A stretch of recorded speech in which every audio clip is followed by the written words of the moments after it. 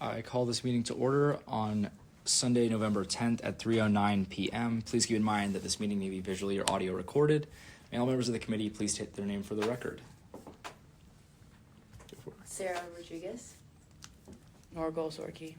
Emma Fullerton. Aaliyah Henley. Matthew Bravo. Austin Brayton. Andrew Bias Chair, and also our clerk, Abigail Mellman. and any other members of the public present. Yeah, not public, but Senator Taffy yeah. is present also. With 6 members of the committee present, quorum has been established. We are now in line for the first nomination, Connor Patishi. Can someone do the timer? Sure. Awesome.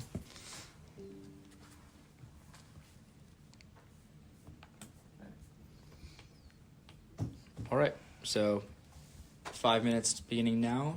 Just read over the applications and then you can discuss freely.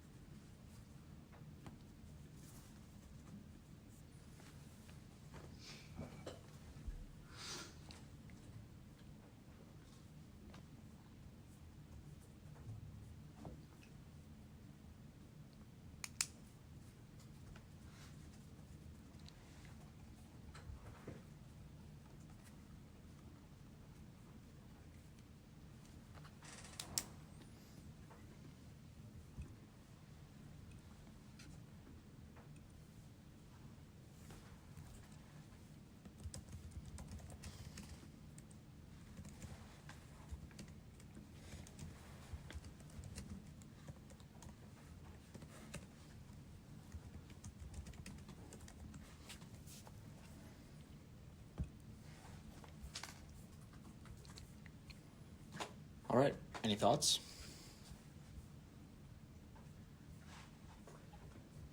Well, is it Patishi? Is that you say his last name? Patishi? Yeah, Okay. I believe so. He's part of the John Marshall Bar Association, which is probably the highest and most prestigious law school honorary. He's Phi Beta Kappa. He clearly has knowledge of the law school realm and of elections and politics in the state, having worked for as a judicial intern in the past. So I see that he has qualifications comparable to other people on the Elections Commission and would be a fine choice for the role. I like this applicant's ideas. He mentions he wants to implement efficient conflict resolution as well as putting a plan of action that ensures each election board member would understand like the policies and procedures in place. He seems to be, from what's based on this application, a problem solver, and I really like his ideas of efficient conflict resolution and how he would bring that if selected. Also harping on his prior experience, impressive working as a judicial intern within the state, so I feel like he has strong qualifications. I do wish he would have touched a little bit more on those experiences within the Q&A, but I think looking at his resume, he seems very qualified for what he's done. Yeah, I mean, I wish for some of his ideas, they're very much like open communication, which I really do appreciate. I think that's very important. I understand ideas are really hard to do when you're applying for a role like this, but I do wish as well that he kind of would have gone more, because he has stuff where he has experience working with large student orgs and things like that, and he noted that. But I really wish we could have like seen more of what his role was with working with those. But I see nothing here to say, you know, he wouldn't make a great candidate. So. All right, any more debate? Seeing none, we're now in line for any motions at this time. Move to approve Connor Patishi for the Elections Commission by unanimous consent. Are there any objections? Seeing none, that motion passes. All right, we're now in line for Jackson Hacker for the EC position. 5 minutes to look over it and debate, beginning now.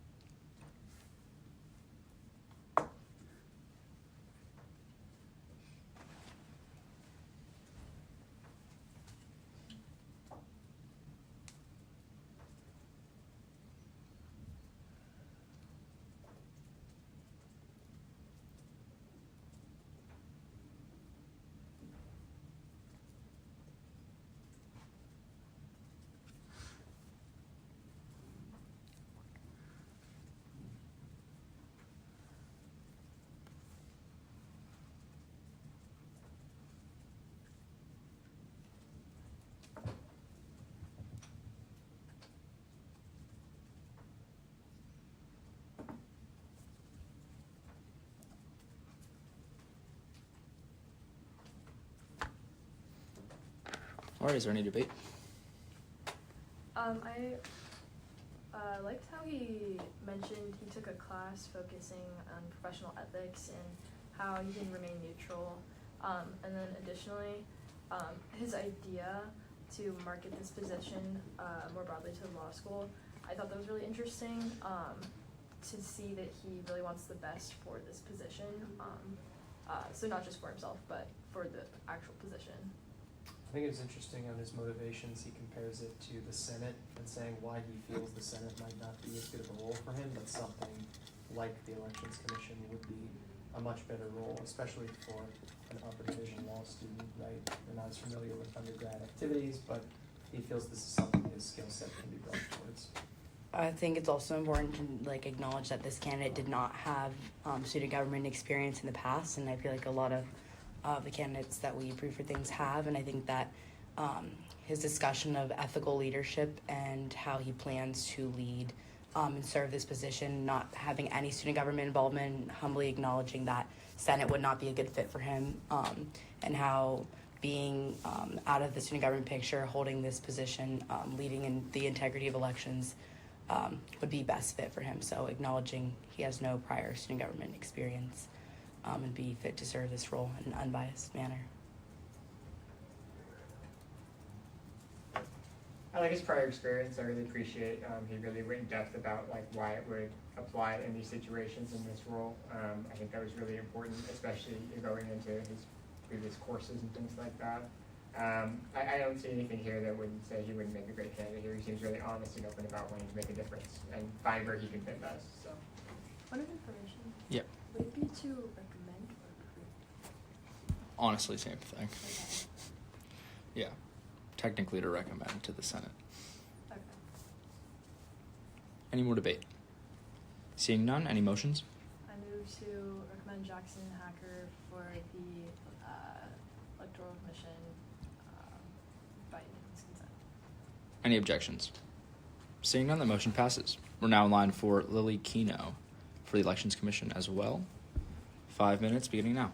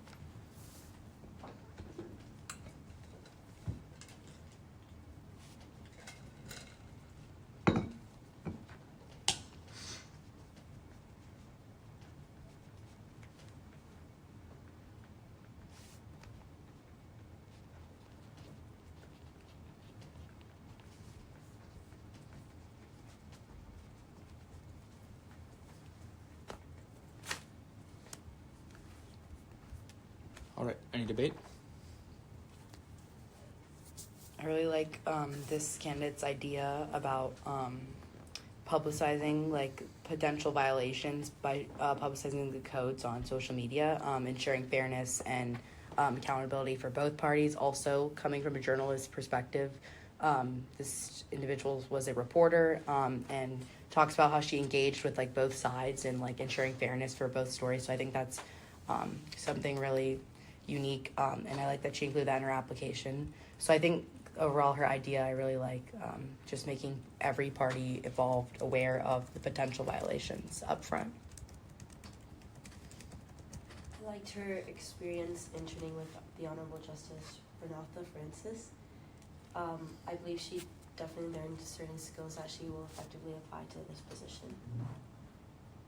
I also liked her enthusiasm, talking about appreciating UF's civic engagement and how she plans to bring that enthusiasm to the role and ensuring that elections are fair for both the candidates and the voters. So. My only concern comes from her single sentence where she said many of her friends ran for positions within student government. Obviously, that's not something that's going to disqualify her, and the rest of her thing, I would say, is fantastic, her experience and everything else. I'm just looking from an objective standpoint, we're ensuring that we have people who are very unbiased for anything and having many of your friends. I don't know any of the background on that. I don't know if those friends running for specific things were very hard and how it's going to influence her in this role. Based off of the amount of enthusiasm she has for this, I don't see that becoming an issue, but it's something I did want to note that, I would be concerned if that was the only thing she had in there, if that was her motivation, but I'm glad she went further than that. All right, any more debate? Seeing none, any motions? I move to recommend Lily Keno to the Senate floor by unanimous consent. Any objections? Seeing none, that motion passes.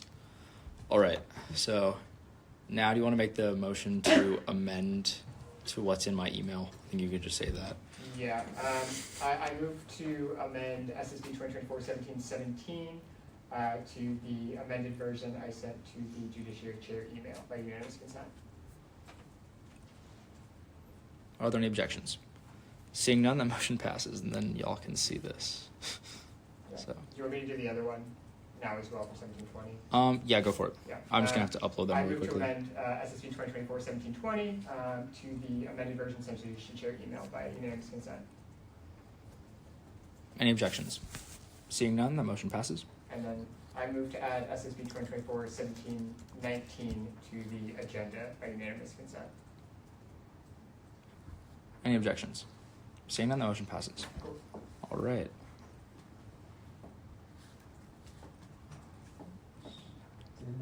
Is it an updated one now?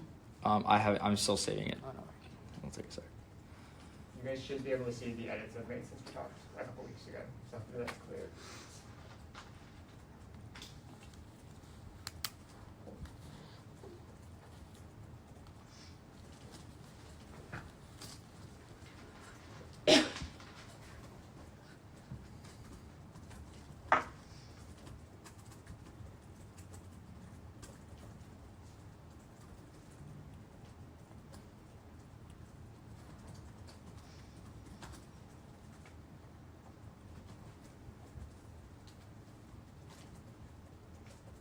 Now I'm going to modify the names. Okay, see if you all can access those now.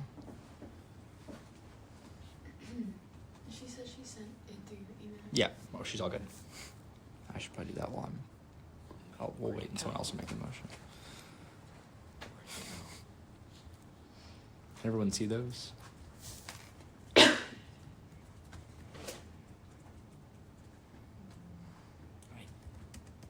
a document, the motion we need to remove. Yes, yeah. Okay.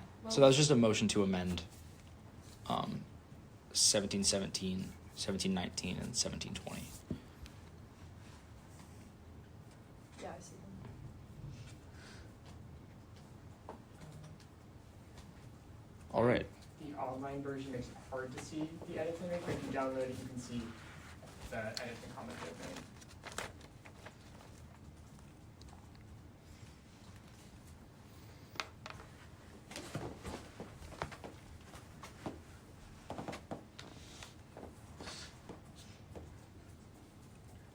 Did you talk to Jerome about this? I didn't talk I to believe. Jerome, no. Okay. I took into consideration his email that he had sent out, but Okay. All right, so we're now in line for SSB 2024-1717. You have 5 minutes to present whenever you're ready. okay, so we talked about this a few weeks ago. This is addressing anti-LGBTQ rhetoric across the state. So I took a notes on what we had discussed a lot last time, and you can see within the downloaded documentation that there are a lot of sort of edits kind of throughout. So removing things where it specifically says discrimination, because we're using that terminology but having a legal background on it, making sure we do that right. I added the exceptions for the restricted spending on DEI programs.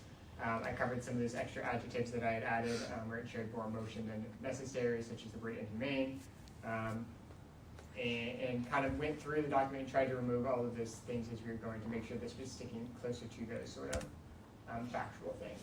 Some of the things we didn't note specifically, but I still kind of modified it to making sure we could get to the same page at the end of the day. And then I added a specific clause at the end that urges the student body president, whose role on the board of trustees, to raise these issues and advocate for LGBTQ individuals as indicated above. Because that was a specific comment we had was, what would you like, done with these sort of action?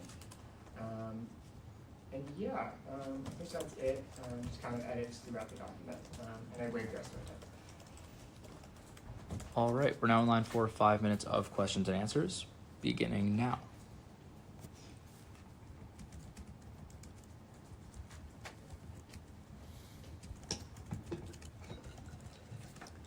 Have you looked into, I don't think I asked last time, but have you looked into what defines like the constraints of like the state law, or further investigated like what possibilities we could work around, or what that state law constrains us with? The state law it's kind of broad, and I don't study law to know like the specific sort of things, which is why I think I've kind of left it broad. If we want them, people who understand this better, and the people who would be kind of applying at the University of Florida level to say, well, what can we do, and have their lawyers that are going to be much better than me to say what their specific actions are. I was really hesitant to put, here's a specific thing we should do, when that could end up being something we're not allowed to do based off my legal study of that.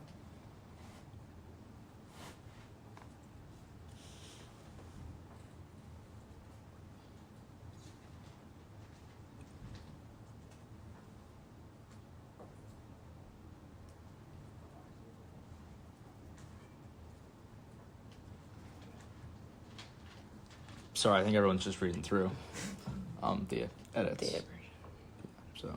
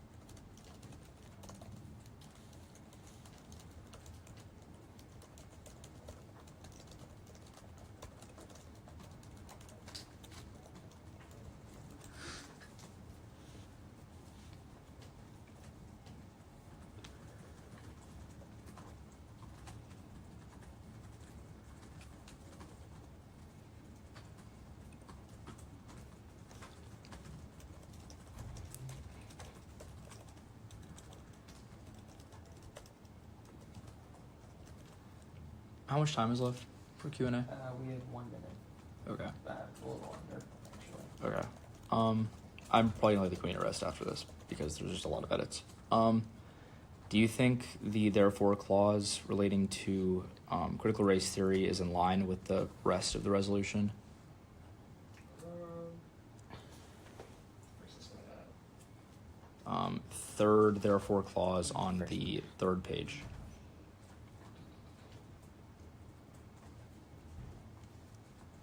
No, yeah, it's a different thing. That's Wait. fine. Therefore, let it be resolved, right? Yeah. We can. I lay the committee to rest. Cool. Okay. Everyone can talk freely now. This is one of those things you can't make motions, but they give us a little extra time because we don't usually extend debate periods or limit debate.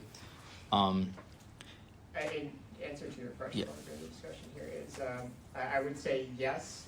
One of my edits removed the specific reference that I think it was based off of earlier in one of the whereas clauses. I had removed half of a whereas clause related specifically to critical race theory earlier out.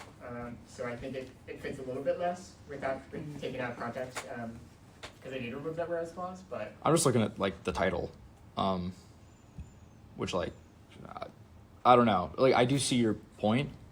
it's tied with the rest. I think if it was just critical race theory as a therefore clause, I think it would be too standoutish. I think since I'm including the other stuff, it would fit more. If you disagree, I'm happy to have a discussion on that and do that. For the therefore let it be resolved clause on the, I believe, the second page that states, I don't know if I'm the not updated version, correct me if I'm wrong, it states the University of Florida Student Senate urges the university to maintain and expand programs related to critical race theory. Is that the updated version or no? Yes. I think so, yeah. Okay.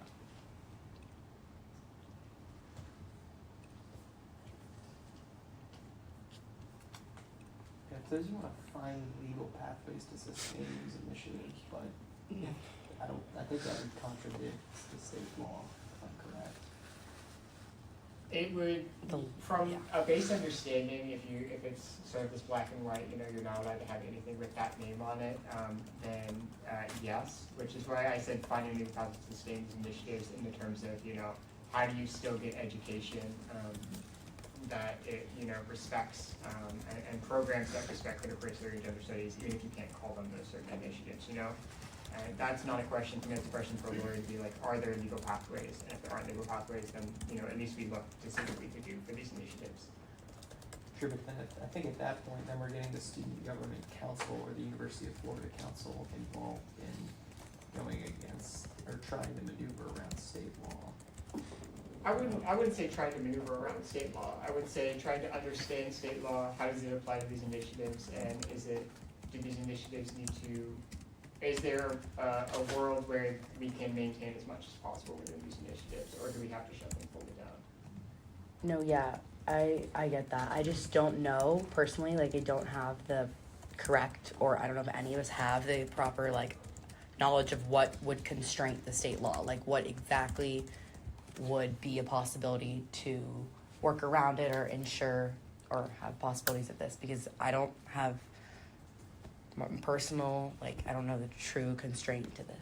Or and one of those is the state law limits state funding, but it specifically has examples where it allows federal funding and federal requirements to allow these initiatives to continue.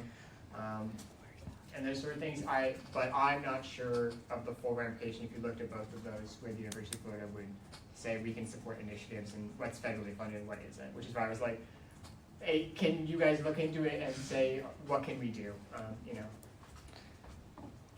And maybe there's a better way of wording that, that I couldn't think of.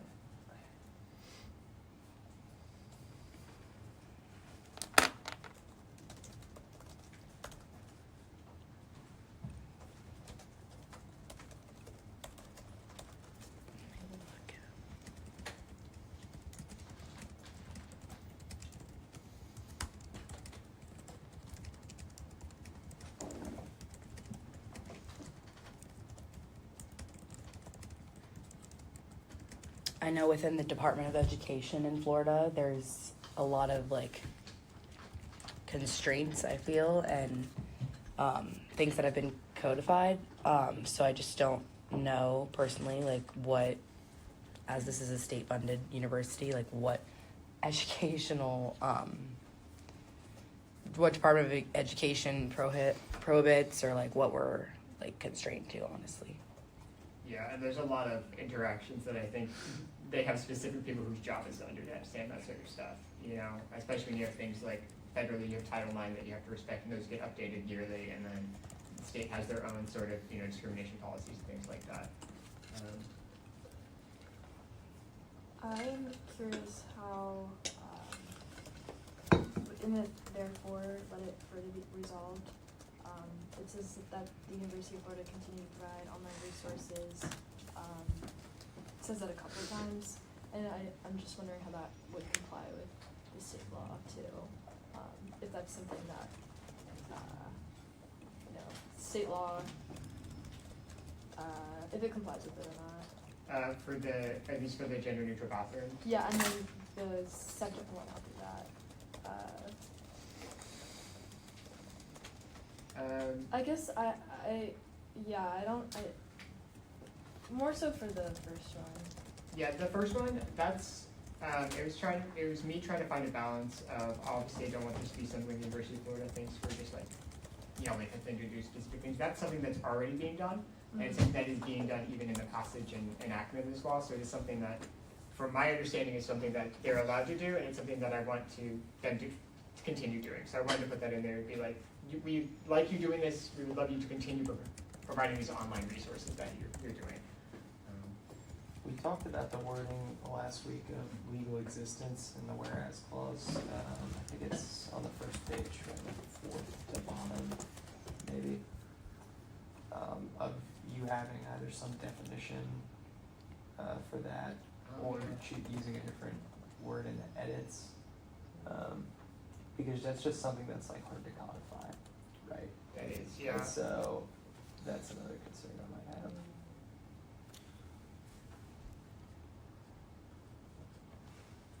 And it might be, that, I think that's something I definitely meant to edit, but I'd be happy with an edit that it maybe just goes, whereas this legislation requires individuals to identify as their sex assigned at birth and their driver's license and ID cards. And it removes it denies the legal existence of transgender individuals. Then it's just, this is what the law does. Would that fit better, do you think, with those sort of things? Because that is just specifically, here's what the law does, it requires individuals to do this. Yeah, it definitely would. So definitely more. That's definitely an edit I could No. make, yeah. I'd say just some of my thoughts. I think, like I said before, the part about critical race theory in that clause, I don't believe is really related to the rest of the resolution.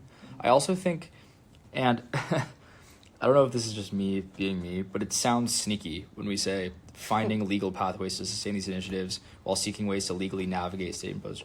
I feel like it sounds sneaky, which I don't think it has to. Yeah, it's kind of like I don't understand. I'm not- I'm yeah. trying to say I don't understand the legal limits. I would love people who are better at it to say, look at the law and say, how can we support these initiatives, right? And I don't want that to be like a, let's sneak around the law. It's more of a, what can we do to elevate these initiatives as they exist? Yeah. Okay. Mm-hmm. I also think that therefore clause that begins UF Student Senate supports the right of trans non-binary individuals to use public bathrooms that align with their gender identity. I believe that statement is directly contradicting Florida state law, which does raise red flags for me. Yeah, I think it's Yeah. HB 1521 if you want to look more into it, because I also don't know, but This is Like, the one that, it's the first therefore let it be further resolved on the last page of the therefore let it be resolved. this is for using public bathrooms that align with the gender identity. Yeah. Because I think HB 1521 talks about how you can't go into based Yeah. on what you identify, say, by Yeah. gender on birth. And that's why this is worded as the University of Florida Senate supports the rights of people to do that. Obviously, the state law says that is not something they can do, and that's why I didn't say, we call upon the University of Florida to allow this or anything like that. This is just, the Senate, if they were to approve this, would say that we believe that people should be able to use the bathroom that aligns with their gender identity, even though the state law says they didn't, and we're not saying that we're going to go against state law and force that at the University of Florida, but as individuals, we have the right to say, we think that this is we support their rights and that they should have this right, essentially.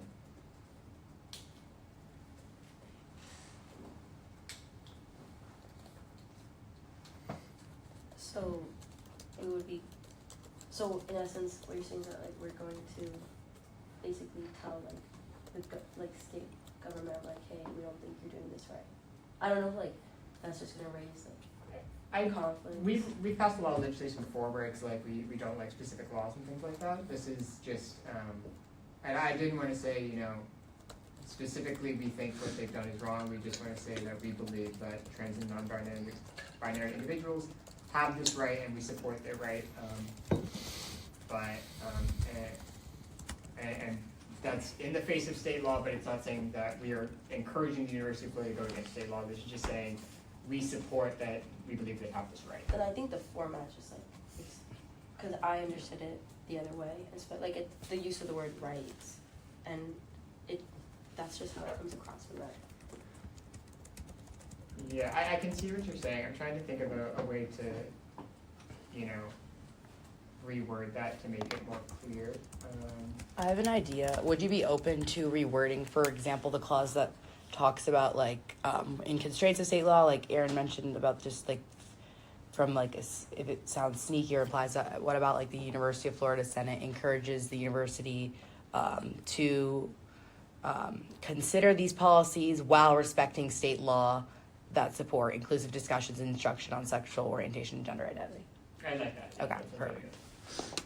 I think that would just be more, it would just keep us, maybe steer us a little bit away from any possible liable suits, and also just it's much more clear and accommodating and looking at a possibility of having these things actually implemented.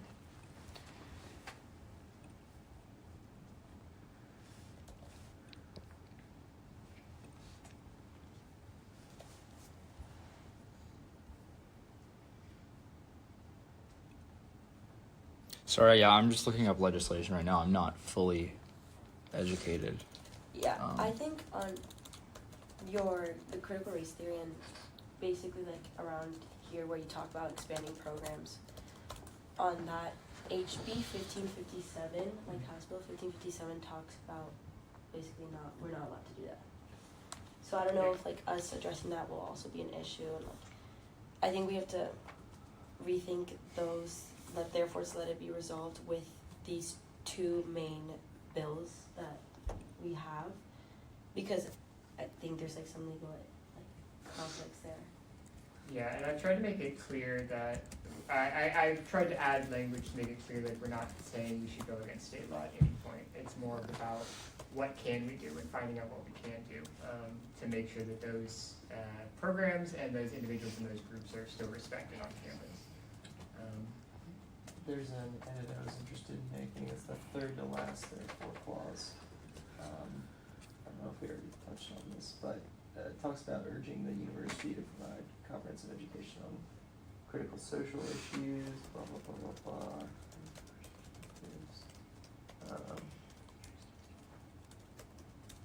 Never mind, I read that wrong. That's my bad.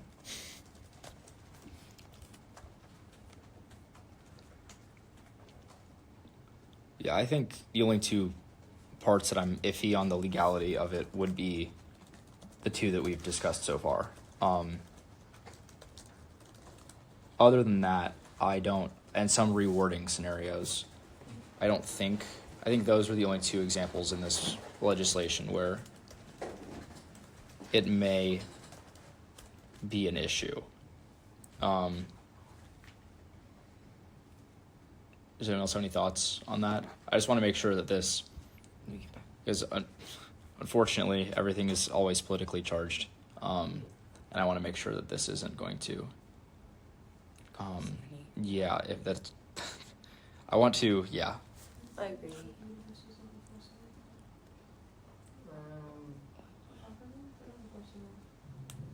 think they're enforcing it yet, because I think they have to yet. I think the They Board were of told Trustees. not to because they could get in a lawsuit. What? Okay, I don't know if it's okay for me to talk. It is. but- We're at rest. Yeah. Okay. So this specific law, if you're talking about the transgender bathroom bill, Yes. The university's been told not to enforce it. Last time I heard about it, this was a while ago, this is possible to change, but last I heard, they were not enforcing it because, I guess like logistics were pretty difficult, cause you have to like accuse someone of being trans, follow them into the bathroom, remove them from the bathroom, and you can imagine that would be not very easy to do as a law enforcement person. So it might not be that serious to say that it's not like a good, like to like put any kind of stance like against it might not be that bad considering that the university has not necessarily been enforcing it in the same ways that you might expect. Because like they're just not enforcing it right now. I totally agree with that. The only thing is like to have it in writing that, like saying the opposite, you know, I think that could definitely. You can just say that you think trans people choose the bathroom with the gender identity that they align with, and not say anything about like just take the word right out and just say that they should use the bathroom they want to use, and then what Nora said earlier was good too. Mhm. So if you do both Yeah. of those, I think that's fine. But just FYI, they're not enforcing it right now. Because they'd have to Yeah. like rip some trans. No, I don't out of know the bathroom. enforcement. It's really like there's no way Yeah. to really enforce that. I know it was like passed like a year ago, right? Yeah. Yeah. I don't know about Yeah. It'd have to the be like accountability of it. Yeah. at the moment. Like what the person says. Sometimes when they write So these let's things, change just the to wording. make people say something. Strike. So we just need to change the wording on the one finding legal pathways one, which is the therefore allowed to be resolved clause, the one about critical race theory and finding legal pathways to like more to what I suggested, if Austin you'd be open to that, and then what Senator mentioned about the bathroom scenario, the wording on that one. Yes, and then Senator Bravo indicated issues with the one of the whereas clauses for driver's license and stuff. I mean, we discussed that on that, so that one, Yeah, we can just. that one's an easy one. Which one? Just take out the legal, denies legal existence. Yeah. We can just take that out and replace it with, let's see. Legislation requires transgender individuals to identify as their sex assigned at birth on driver's license and ID cards. Yeah, Is that? yeah, okay with that.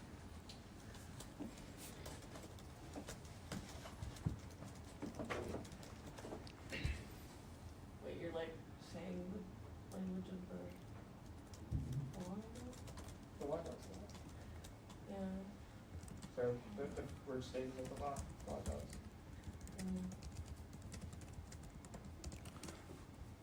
Okay, so one more review of this before we go back to order.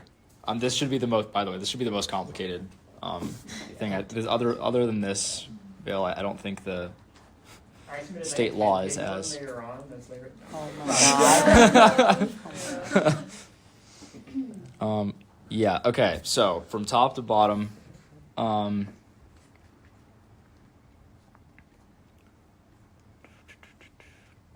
are we keeping the word criminalizes in the whereas clause on the first page? I mean, it does make it a crime for them to. Yeah, I think that's I think that's legally correct. Yeah. If there's a better word you think would be used there, but. I think that's fine. I feel like Yeah, denies the legal existence. I'm not sure. So that's the first edit. Yeah. Let's write this Um, down. Yeah. Do you want to write it down? Yeah. Okay. So denies the legal existence on the first page in the last whereas clause, and then.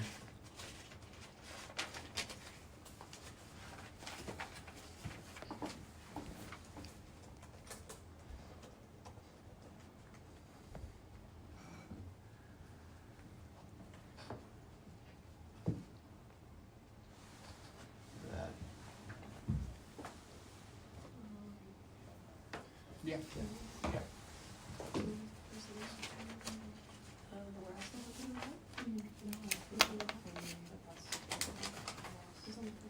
Which one? The one we just talked about? Yeah. The first page. It's the one that says deny. It starts with denies. That's the one. Just said.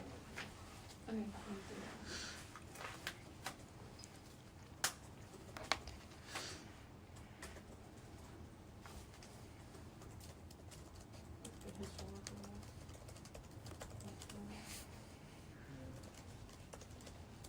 Okay, and then we have the CRT portion.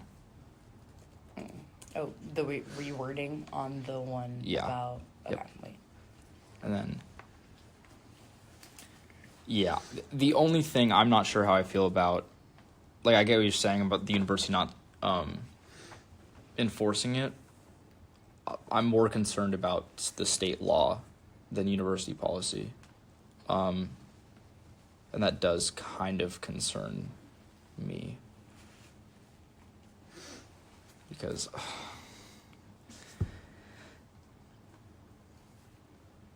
yeah, I don't know, that one therefore clause is the only one that I personally have an issue with. If the rest of the committee disagrees, I understand. I just I agree That with they're that. therefore? That's why I don't. The one that we were talking about earlier. In writing, like that. yeah, just because I don't know. I'm pretty sure that's a crime. I'm pretty sure you can't support. I don't know. I don't know. I personally do not know. That's a weird gray area to me.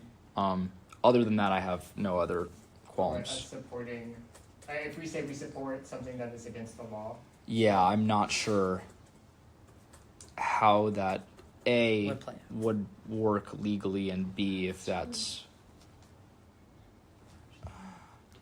I don't know, because I get what you're trying to do with this section, and I don't know how to do that without crossing into weird.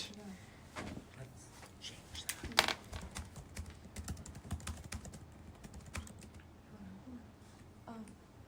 because this isn't like a legally binding thing we're doing, right? It's just an Put it opinion in writing. submitted by the University of Florida Senate. So would it fall under something like a freedom of speech, or would it fall under closer to a binding document? Right? I think that's where you have to draw the line. Yeah, so I don't know if, and again, I always take it to the furthest stretch just to make sure that we're not. I don't know if this constitutes accomplice liability. If, for example, someone were to go against state law as it currently stands, and if we were supporting that individual in their choice to do so, whether we could be liable for encouraging illegal activity. Don't get me wrong, this is it's They're not rare. enforcing it, so it's not gonna happen. I know, but just like that, It's like the worst case. yeah. But they're not enforcing it, so it's not gonna happen. Well, let's say they start enforcing it, like, It's not gonna happen. I can't find anything that says when like the enforcement date's like happening, They or literally can't enforce what if it's it. tomorrow? No, I understand. I'm just, you see why I'm concerned, right? I see what you're saying, Like it's but they're not gonna start enforcing it randomly. How do we know The way that it's written makes it unenforceable. Unless they write a new bill, it's not gonna get enforced.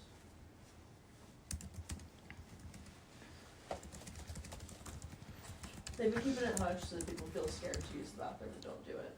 That's why they're not like gonna say like, we're not enforcing it publicly. We've been trying to get them to say it publicly for like 7 months. which bill is this? that? 1521. HB 1521. yeah, it's been in effect since January 1st.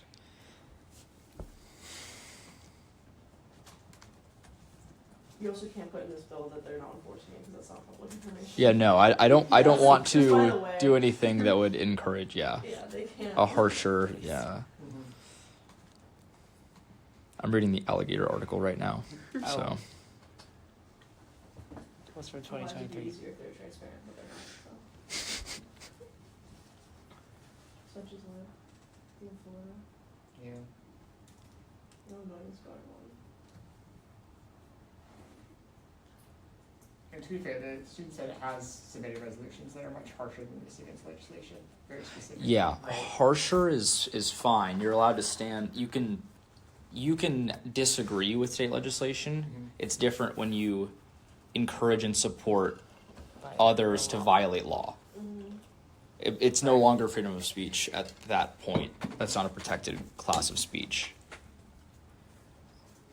First Amendment stuff has scared me since I started Judish and will continue to do so. Is there a rewording of this that makes it closer to disagreement versus supported? You could just say the word should. But they should be using it. That they should be able to, yeah. That doesn't say that they can, it just says we believe they should be able to. It says it requires, the bill in the Florida Senate, requires entities that receive state licenses to submit compliance documentation with HB 1521. I assume that would qualify, UF would probably So qualify. Yeah, submit right. compliance of that. Yeah, to submit compliance documentation with this bill. So even if they don't formally enforce it, They have to submit they compliance have, evidence. they have to submit that they're complying with Right. Or they To the say state. they're not compliant about enforcing it. Someone created really complicated enforcement. This is insane. All this, right. I guess, right? Okay. Up to you, in my opinion. And this is just my opinion right now. I think if we were to make the aforementioned changes, I think we could pass it immediately if we struck that now. Other than that, I would say table and get clarification on our legal options here. It's your legislation, up to you. What would you like, Jeremy? I can help you rewrite it if you want. What? I can help you rewrite it if you want. Yeah, we could just, Okay. if you, yeah, I'll take this version we got it in, we'll. I'd say table for now and then we'll I'd we'll say double talk check, to make sure- yeah. Jerome and SGAO, probably. They'll probably know what we Well, can and cannot You do. can amend the statements to be what I was talking about earlier, that's fine. You can just like say the concept of like trans people choose the bathroom and then just don't say anything else. Like that's vague enough and not encouraging. Like they should, you're not saying that they can. That's stating disagreement, Okay. and then. Yeah. Yeah, that should be fine. Let's We can let's also have yeah. Jerome with it too, 'cause I mean, we're gonna have. Let's make those other changes while we're here, and then okay. I call this meeting back to order. All right, we're now in line for 5 minutes of debate. Is there any debate? Seeing none, we're now in line for final privilege. I would address that. All right, are there any motions at this time? Do I hear a motion to amend SSB 2024-1717 to make the following amendments that are going to be stated by the committee?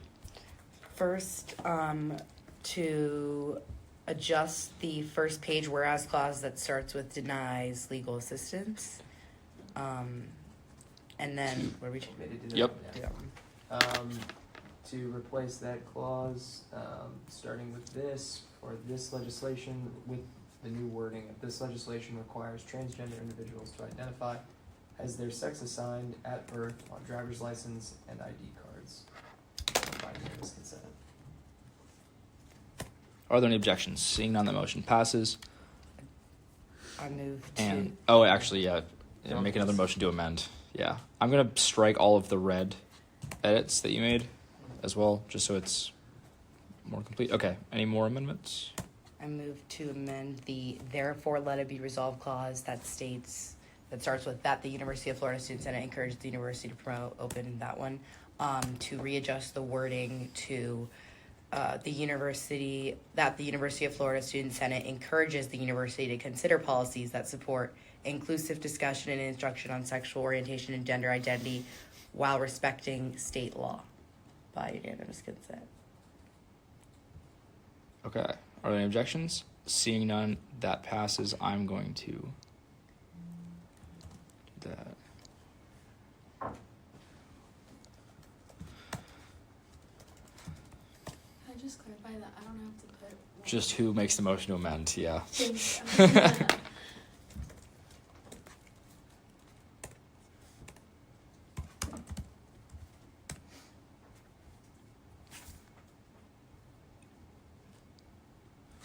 Sorry, I promise things are not always this complicated.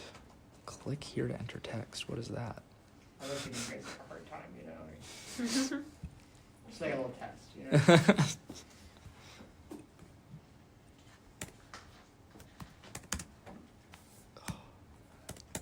Why is this so weird? Okay.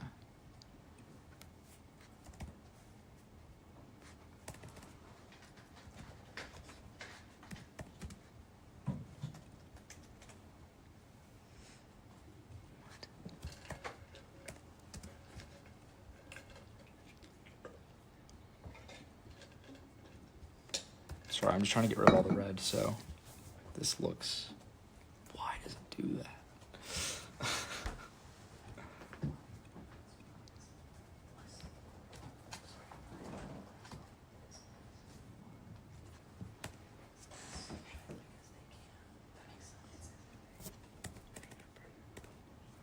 Okay, I think.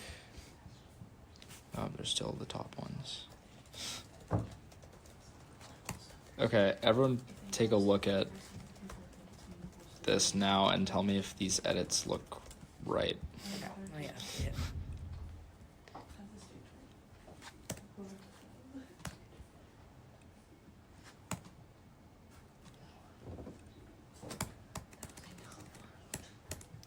Mine's right. Let me see if Matthew's is. Is there an extra text box in the first whereas clause? Or am I going insane?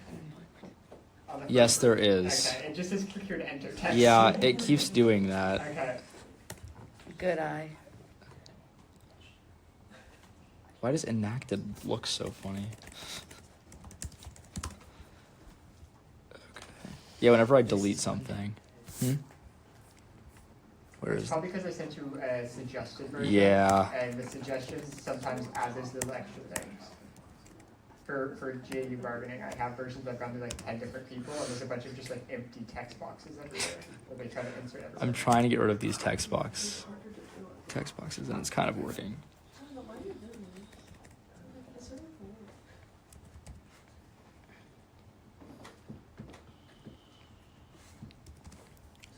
I think, Let me refresh. is it updating? Yeah. That is stricken.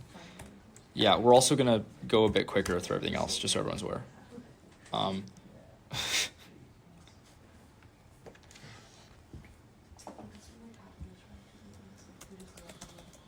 Nope, that doesn't work.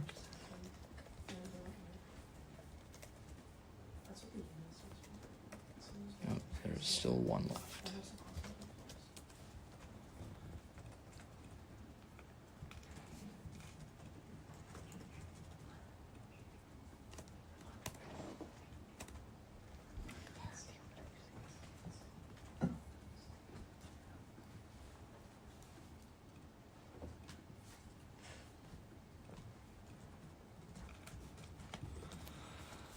Aaron, I don't need to send my edit to you, right? No. I'm like pasting things up. Apparently it's still in the text box. Okay, well.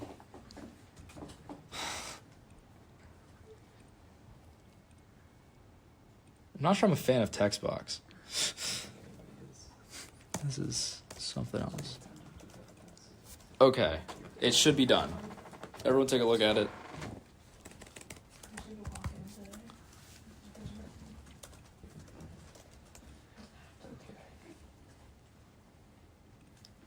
Okay. It looks like everything cool. Are there any other motions at this time? I move to pass. Oh, We're gonna, I think we should personally I think we should table. But What do we were Wait, tabling what's for, this? that should be gone now. 1 second. Hold. It's gone on mine, so This is So- just related to that one clause, right? yes. But we changed that clause. The only thing we didn't change was the bathroom therefore clause. Just want to look into more. Yeah. Lock and straight on that. Are you okay with tabling it and figuring out that clause? Or? Yeah, okay, that's fine.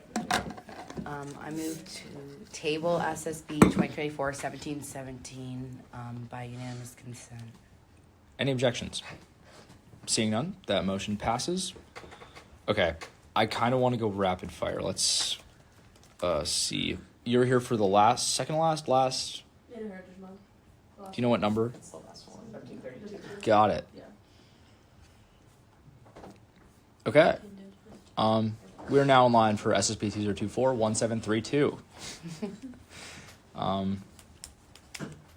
You have 5 minutes to present whenever you're ready. I'm not going to take 5 minutes. Pretty self-explanatory. It's November. Happy Native Heritage Month. We also combined this with the formerly presented bill of Indigenous Peoples Day, which is on Columbus Day. So we kind of combined those two to make it efficient and kind of incorporate that there's multiple holidays. Yeah, that's about it. There's a lot of really important stuff. I try to put a few different, very specific clauses. I yield the rest of my time. All right, 5 minutes of Q&A, beginning now.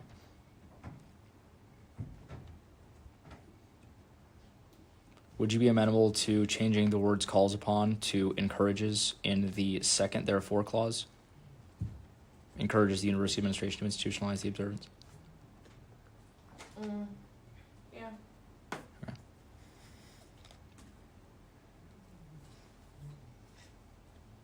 Any other questions? Seeing none, we're allowed 5 minutes of debate. I think it's a great bill.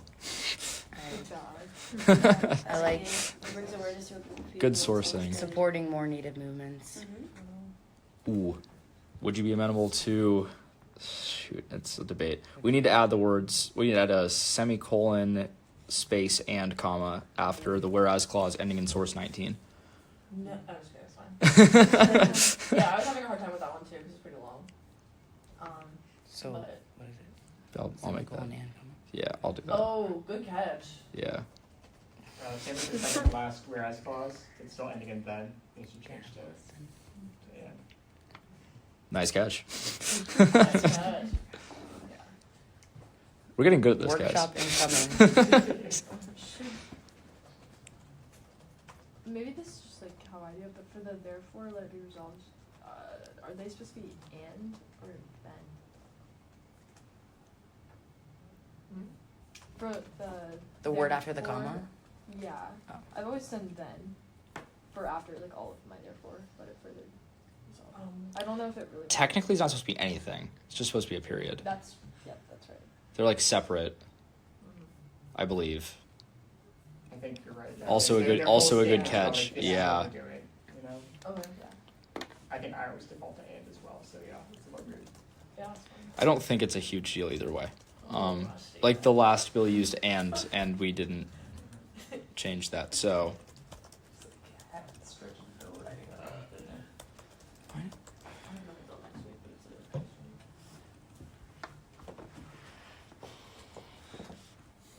Yeah, up to us if we want to do that. Yeah, I don't care. Okay. All right. Any more debate? Seeing none, final privilege, 2 minutes, whenever you're ready. I yield our start time. Okay. Do I hear a motion to amend 1732 to add semicolon, space, and comma after the whereas clause ending in the source number 19 and to change the word then to and in the second to last whereas clause and to strike every instance of semicolon and comma in all of the therefore clauses, replace it with a period by unanimous consent? Any objections? Seeing none, the motion passes. Ooh, do I hear a motion to amend to replace calls upon with encourages? By unanimous consent. Any objections? Seeing none, the motion passes.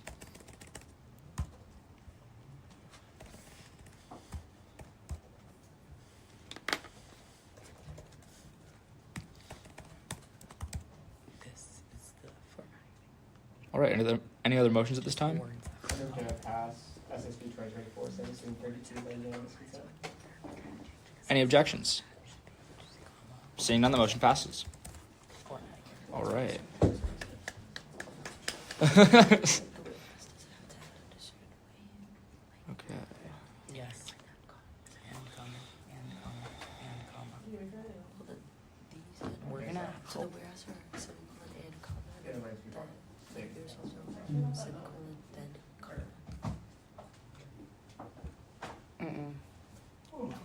It's a formatting thing.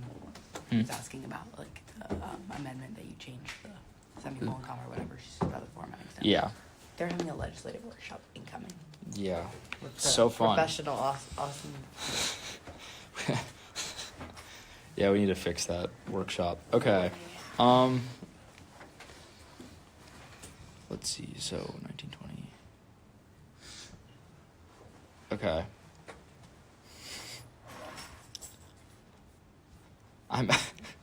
Okay. This is completely up to you on if you want to go through yours right now or after we go through the other ones, because yours are going to take longer. Yeah, mine have already taken half an hour. I'm okay if we.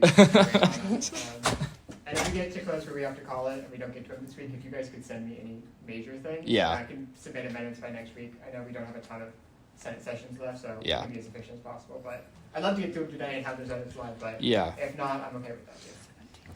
Okay. I'm going to. Do I hear a motion to amend SSB 2024-1726 to the version of it that is in my email by unanimous consent? So, Any objections? Seeing none, the motion passes. What font is this? workshop coming. Workshop incoming. It's not for you or whatever. Okay. Wait, which one? Times New Roman. Wait, what was that? That This is the, we're moving into 1720, well, we're replacing 1726 with the Word doc version. I don't see the font on mine. Yeah, I have to change it still. I might have.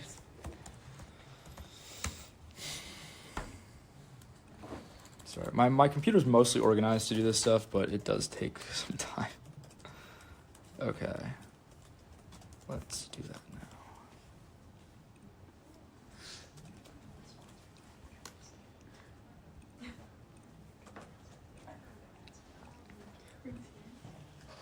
Is our name meeting today? They already met. Oh. Yeah, they met at 1. Okay, can everyone see the Word document version? Let me see. Yep, 1726 for the good day. Oh, no, Gator Day. Fine. Love it.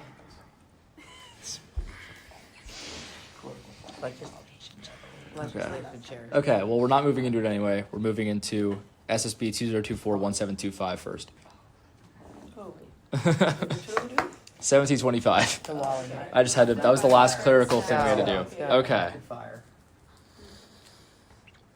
Wow, that's a lot of sponsors.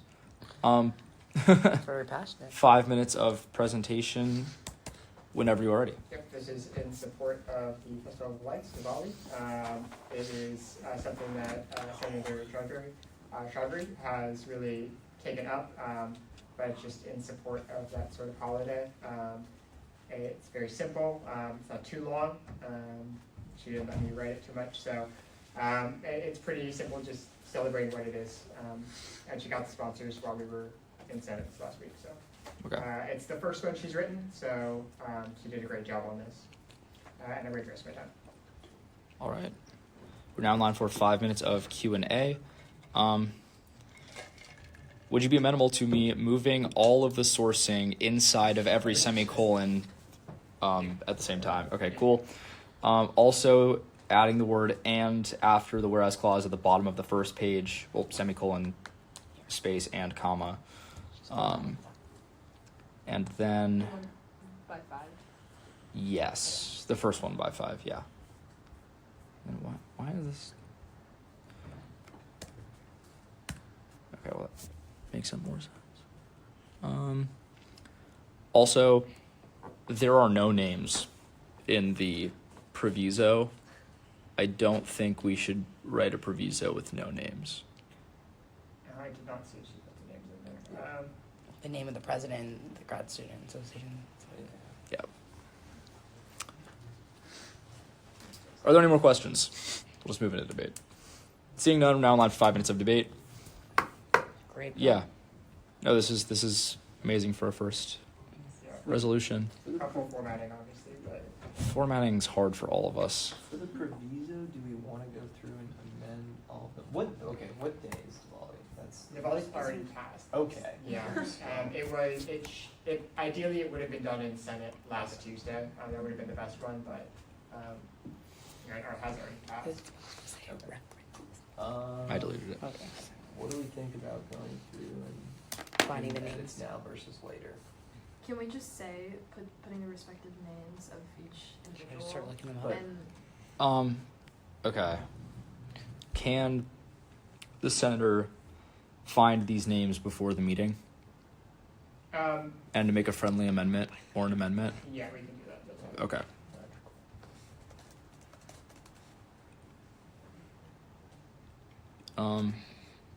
Also, I think, again, this is personal opinion, whether this should go to the university president or the VP of student life, kind of up for, anyone, up to us to decide who's more appropriate to send it to, but just want to point that out there. Yeah, I think it needs to go to someone within like admin at that level to say like you're supporting it. Yeah. Beyond just the student orgs. As to who the most applicable is, I'm not sure. Okay. So.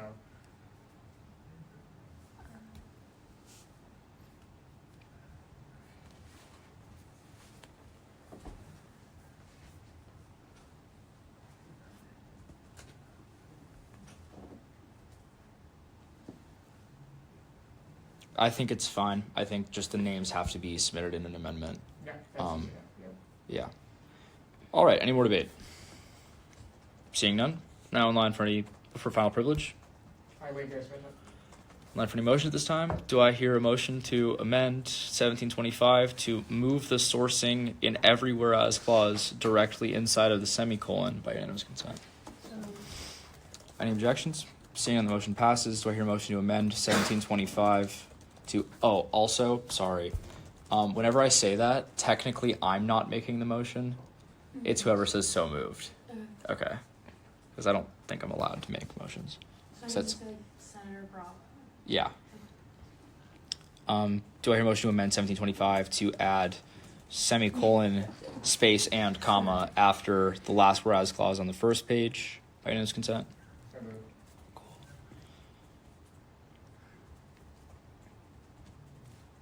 Any more amendments that people are? Did we take out the ands for the last one? We can. I don't really want to do it for all of them, and it's going to come up more, so I think it's fine for now. We can give the legislative seminar at some point. Coming faster.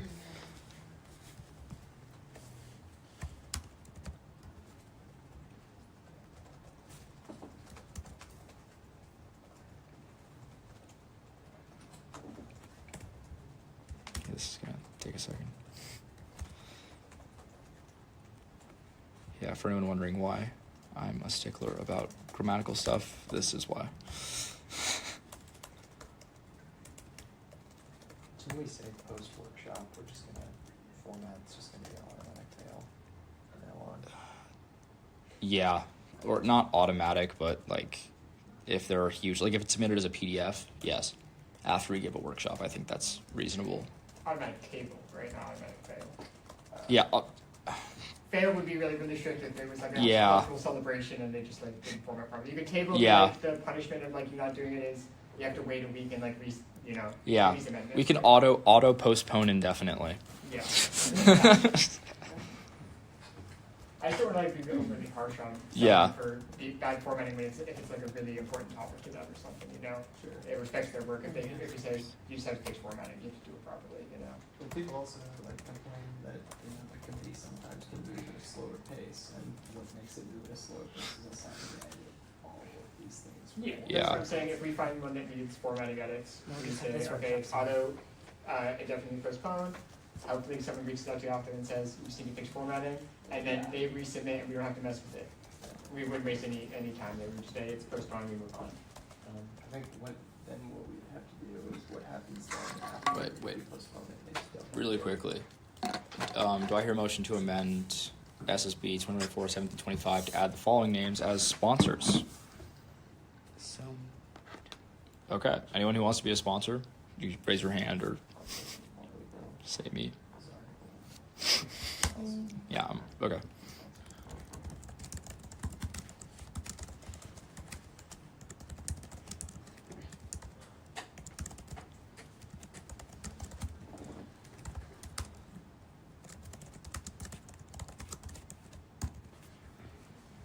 Okay. Any other motions at this time? There kind of has to be one. I move to approve SSB 2024 to 1725 by unanimous consent. Any objections? Seeing none, that motion passes. Good stuff, everybody. Okay. We are now in line for SSB 2024-1726.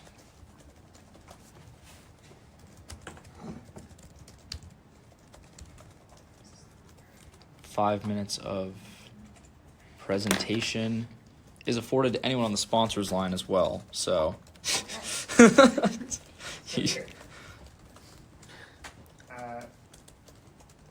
If we're important that time. It's World Kindness Day.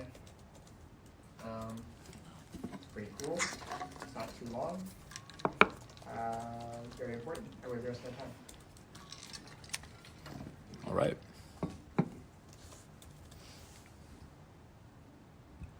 We're now in line for 5 minutes of Q&A, beginning now. I'm gonna try and word this into a question. I don't know if this is the right font or not, so would you be amendable to changing the font? I would love to make sure the Yes. font fixed with the proper format. Sounds good. Yes, I think it's in Arial. If I download it, it's in Arial. So Yeah. that's good. Arial size 11. Oh, don't get me started. Okay. Any more questions? Seeing none, we're now in 5 minutes of debate. We did include comments after the ends.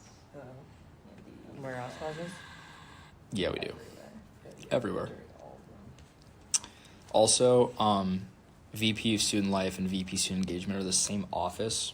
Usually you don't send it to multiple in the same office, so I would go the step above, so I would go with Heather White rather than both. Okay.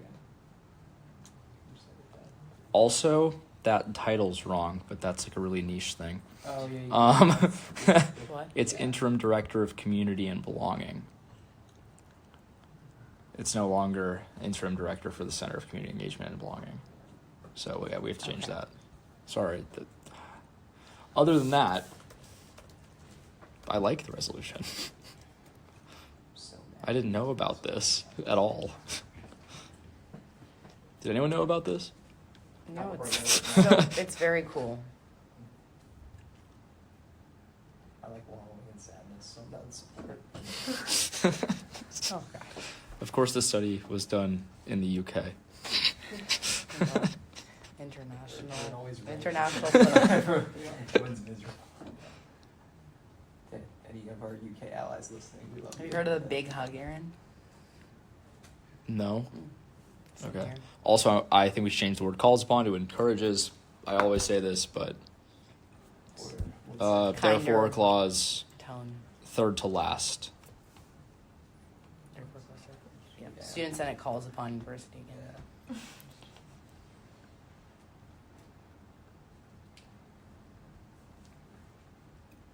Any more debate? Seeing none, final privilege. Oh wait. All right. Okay. Do I hear a motion to amend SSB 2024-1726 to do the following laundry list of things? Change the font for the entire document to size 12 Times New Roman, to add a comma after every occurrence of the closing word and in every whereas clause, to strike the words calls upon and replace it with encourages in the third to last, therefore let it be further resolved clause, to strike the assistant vice president for student engagement from the proviso, and to change the title for the last name in the proviso to the interim director of community and belonging by unanimous consent. So Any objections? Seeing none, the motion passes. I think you said only for the whereas clauses, is not and not the therefore clauses. For the comma after the and. Yeah. Yeah, we need to do that too. Want to make the motion? Yeah, I move to amend SB 2024-1726 to include a comma after every instance of and for the therefore let be resolved clauses by unanimous consent. So. All right, any objections? Wait, why do you say so moved? Any objections? Seeing none, the motion passes. Okay, let's...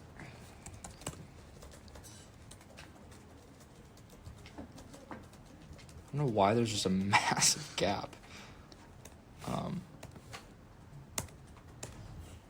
Is there a page break? I think there is.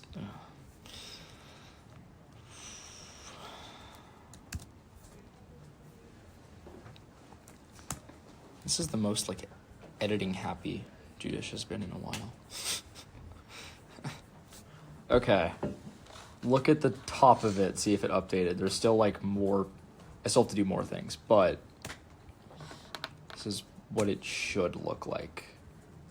Oh, and these are indented.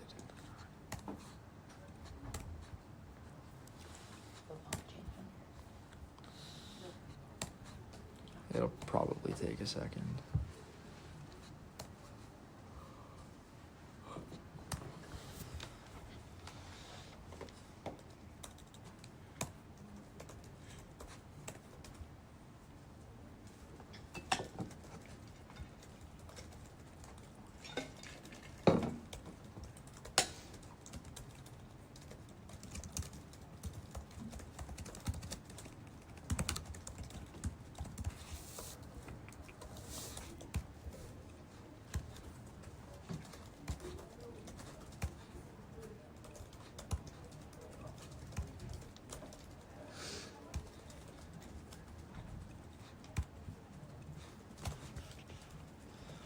What time does everyone need to leave?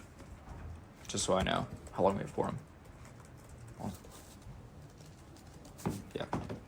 Because we have 7 right now, so I just want to make sure that... I'm good. Okay. Yeah. Technically, the room is only till 5, but no one checks this room anyway. So, worst case scenario, we go to the food court. I don't think we've done that before in Judish. RNA does it all the time, though. The food court, actually? Yep. That's cool. There's like a mock trial thing going on, so it would be really funny. In the food court? Yeah, they're all eating like lunch and dinner Ah. there. I saw him at the law school. Just Yeah, wondering what was going on. Mm. Okay, there's like 4 extra blank pages that I can't get rid of. Actually. Yeah. Okay. It doesn't come up for me. Okay. Is it changed for everyone else now? Just double check. Yeah. It is? Yeah. Okay, cool. Only thing is Like Ali. everything? I still don't see the commas. Yeah. Okay, I just did the commas. footnote. What? Did I find it? I already edited that. Yeah. It takes a refreshing. second to refresh. I think it's fine now. There's Yeah, just I got 4 it. blank pages at the end. Okay, I see the blank pages. That's a Julia problem. Okay. That's sad. Are there any motions at this time? I move to pass SSB 2024-1726 by unanimous consent. Any objections? Seeing none, the motion passes. I was considering. What are you going to say? No, nothing. You had a devious look in your I'm eye. just considering voting against it just to. Oh my god. Don't do that. It's not very peaceful. It is. In all seriousness, good bill, but.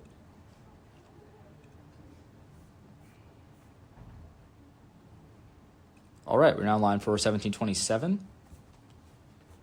And I'm a sponsor, so I get to actually present.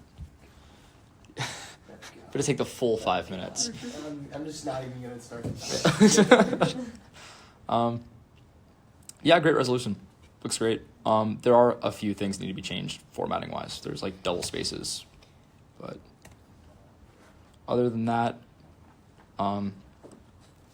this is a really cool proviso.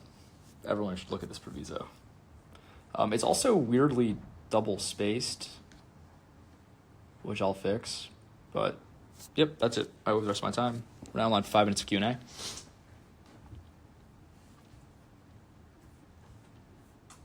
In that like 4th whereas clause, it says the native act passed by the student senate. Is that like the official name of the act? Yes.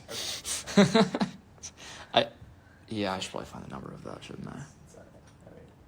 Maybe you want to include it in references, but.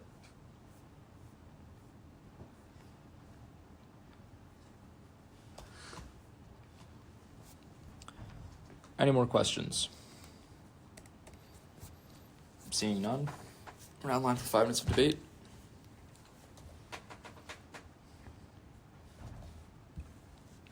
Some of the sources bother me just like in the slightest, because one of them is including like a link to the text within the page, so like linking halfway down the page, and the other one is the Google auto forwarding, so auto forwards you to part of that link, but it's not like the full link. Very minor thing, but Which one? 3 is, it's a Google, like, right click and give me the link address, and so it'll have the forwarding.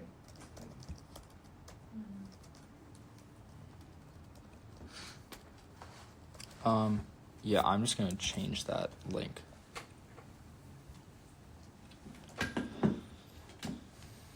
Yeah. Okay. File privilege, I waive. We're now in for motion at this time. Do I hear a motion to amend SSP 2024-1727 to fix any and all formatting issues, to replace the third source with a better link, and to add the bill number next to the native act by unanimous consent? So moved. Any objections? Seeing none, that motion passes. Let me figure out the spacing here. When I saw this, it wasn't weird like this. But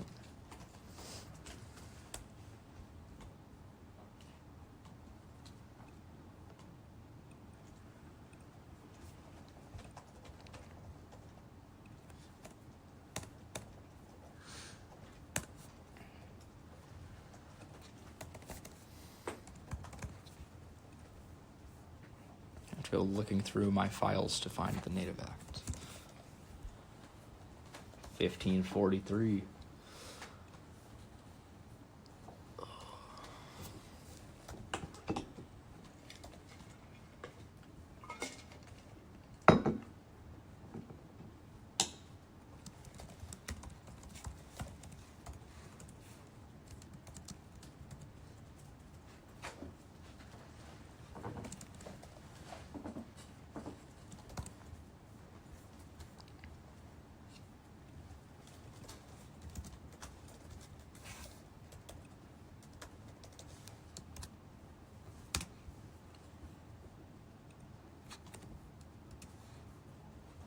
All right. Does that look better to everyone? Or not quite yet?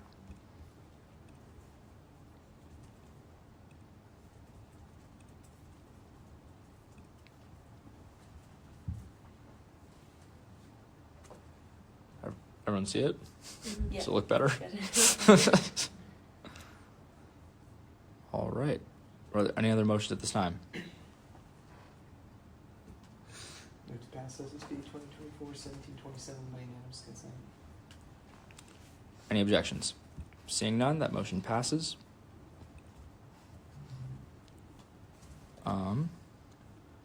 We are now in line for SSP 2024-1728.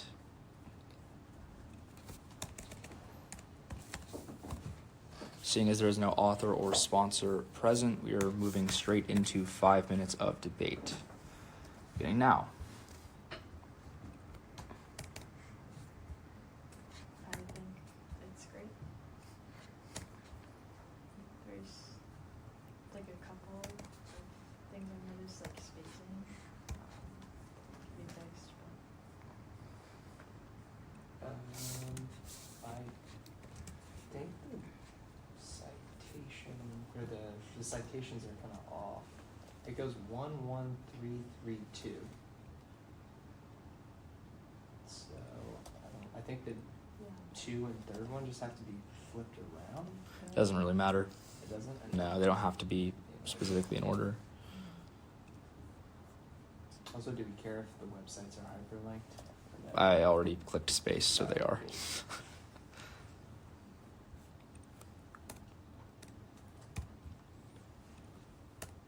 I don't know why Word hates the word Wi-Fi, but it really does.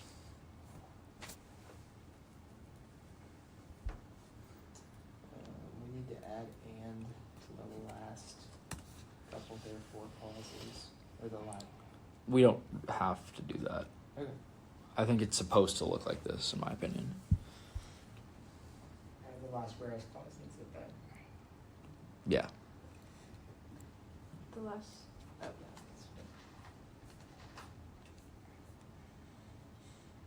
yeah. Other than that, yeah, I agree. We do need better Wi-Fi. So fixing the spacing, on some of the whereas clauses, because there's a space. Yeah, I already did it. But you can make the motion if you'd like. I move to amend SSB 2024-17-28 to. Oh, wait, sorry. File privilege is waived for non-line for any motions. There you go. Sorry, that's my bad. Okay, I move to amend to remove the space between the source and the semicolon on whereas clause number 3, 4, and I think that's it. And as well as changing and to then on the last whereas clause by unanimous consent. Are there any objections? Seeing none, the motion passes. I move to approve SSB 2024-17-28 by unanimous consent. Any objections? Seeing none, that motion passes. We are now in line for SSB 2024-1729.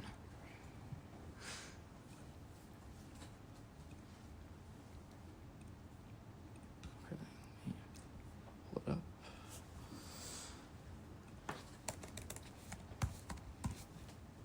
All right. Wow. Any authors or sponsors? I'm also supposed to, yeah. Awesome. All sponsors have 5 minutes to present whenever you're ready. You ready? Or is it- You can go ahead. Yeah. So this is a resolution, obviously creating Greater Transcendence Day against the kind of reclaiming this idea against the Johns Committee. So it goes into what the Johns Committee was, kind of the atrocities they kind of reached, in my personal opinion, atrocities, and why this day is kind of important.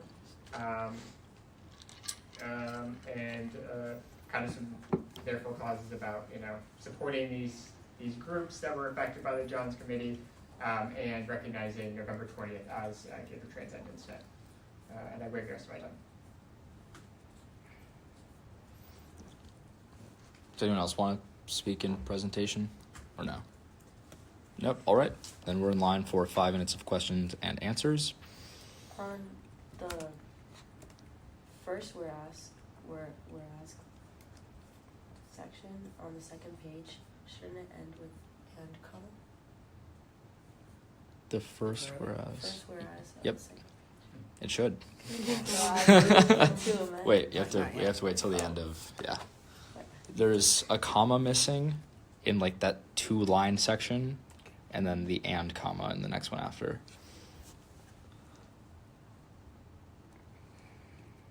Any more questions? Seeing none, we're now in line for 5 minutes of debate. Personal preference, I don't like huge whereas clauses, but there is a lot of information. So I'm fine with it. Clearly, the chamber was fine with it. The proviso is far too long. This is every dean of every college.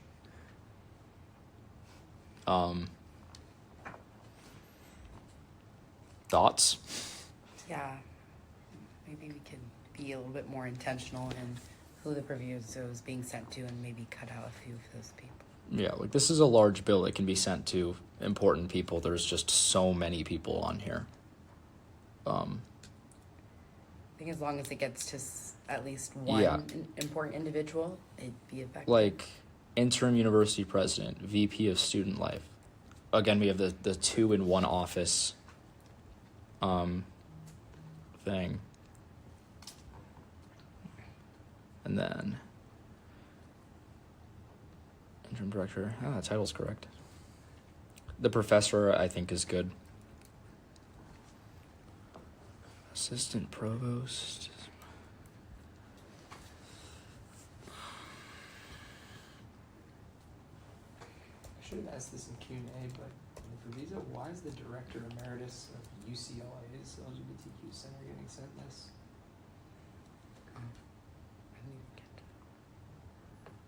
Not a bad thing, I just have no idea. I don't know. Yeah. See, things like that I wouldn't change because Yeah. clearly that's intentional. Yeah, it doesn't Um, matter, I just have no idea. The director of UCLA. Yeah. Okay, who do we think should remain in the proviso? Um,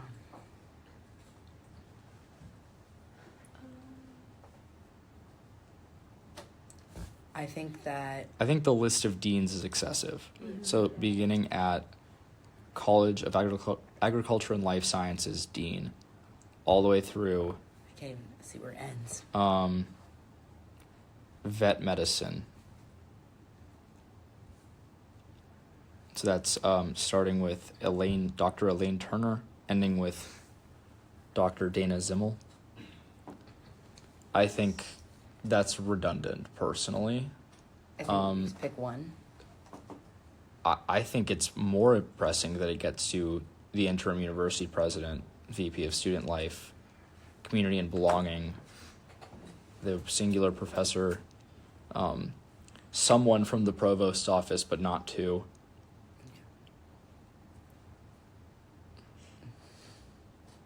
Does anyone disagree with my assessment of this?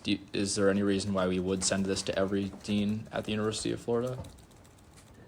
I wish we had dollars into that, because I'm not sure why they added every dean, no, but I assume they had a reason for doing it, but I have no reason to keep them in there without a solid reasoning from them, Yeah. so.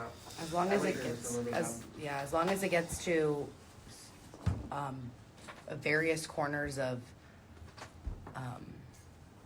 campus where Yeah, it'd be most effective, I think that's much cleaner than this Yeah. list And of I think if they names. want to send it to any specific deans, and we remove all of them, I think they could always make a friendly amendment, and be like, we have a valid reason for sending it to this Yeah. specific. I think that's fine. Does John Brinkman have to be on the proviso? I know like in the past we've just had people putting him on there, but I think this is important for him to see. And something he can directly advocate for. So. Okay, what if we make the amendment, see what the proviso looks like after that chunk is gone, and then go from there? Okay. That's good. Any more debate? Seeing none, final privilege. I would. We're now in line for any motions at this time. Do I hear a motion to amend 1729 to strike the name of every dean, beginning with College of Agriculture, ending with Dr. Dana and Zimmel, by unanimous consent? Any objections? Seeing none, that motion passes. Okay, that cut about half of it out. Could someone else make the amendments for the ands? I move to amend SSB 2024-1729 third whereas clause to include a comma at the end of and then the fourth whereas clause to end with and comma after the semicolon. By unanimous consent. Are there any objections? Seeing none, that motion passes. All right. Yeah, I don't see anything else to amend in any of this, so it's just the proviso.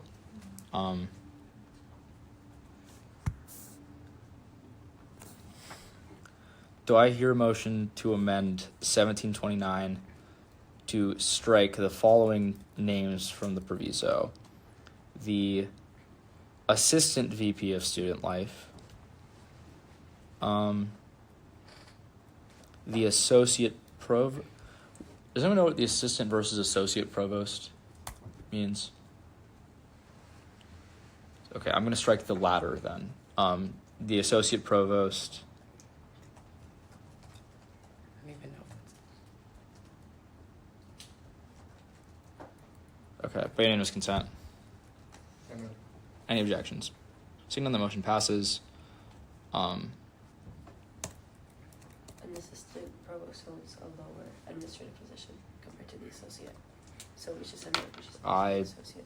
rescind my previous motion. no. Actually, wait, I can't rescind the motion. I didn't. You can move to add. Yeah. We're adding the associate, right, you said? Yes. Okay. to add the associate provost, Angela Linder, to the proviso line, and then remove assistant provost Tobin Shorey by unanimous consent. Any objections? Seeing none, that motion passes.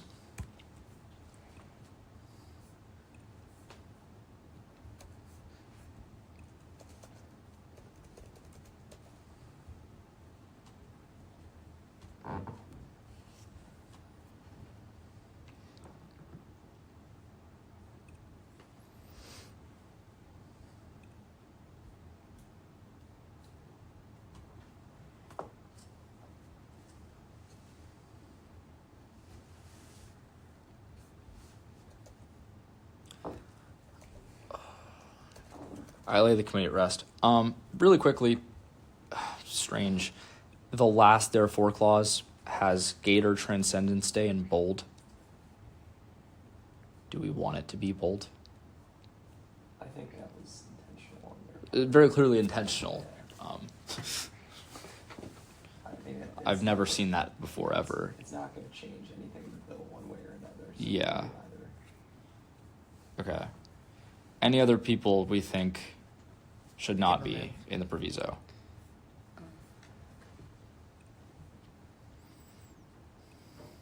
It's pretty long.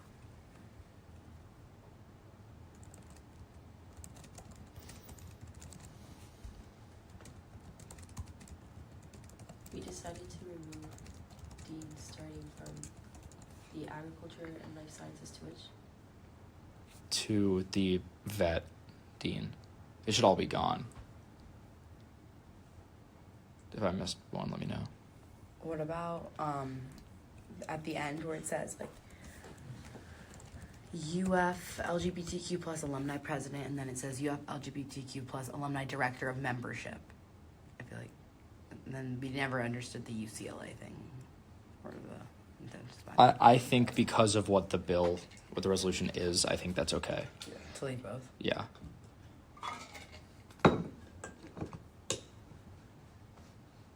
Yet usually we wouldn't send things to The university. the BOT, the university president, and the VP of student life. But if we'd like to in this case, I'm not opposed. Just pointing it out.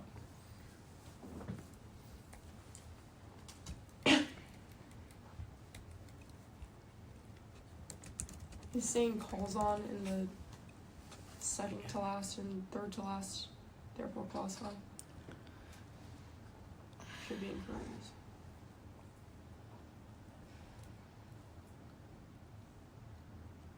Calls on the University of Florida faculty and staff. And calls on the University of Florida higher administration, in particular the Division of Student Life.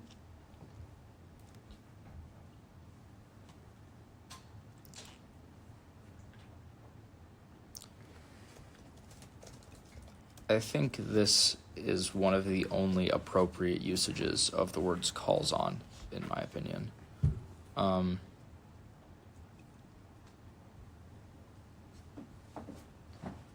Because acknowledgements are different from actions. Calling on someone to act versus calling on someone to acknowledge something, I think, is different semantically. But up to the committee. I mean,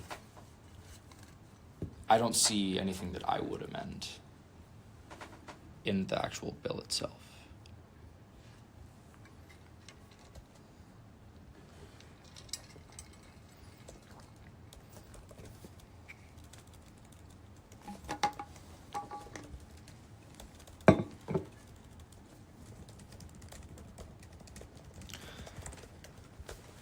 I call the meeting back to order. Are there any motions at this time? I move to pass SSB 2024-1729 by unanimous consent. Any objections? Seeing none. Ooh, actually, can you hold off on that really quickly? I rescind that motion. Do you want to make a sponsorship motion? I move to amend SSB 24-1729 and the sponsors line to anyone who would like to add their name. Are you noticing that? All right. If you'd like to add your name, if you can raise your hand. I don't know who's already on it here or not, but.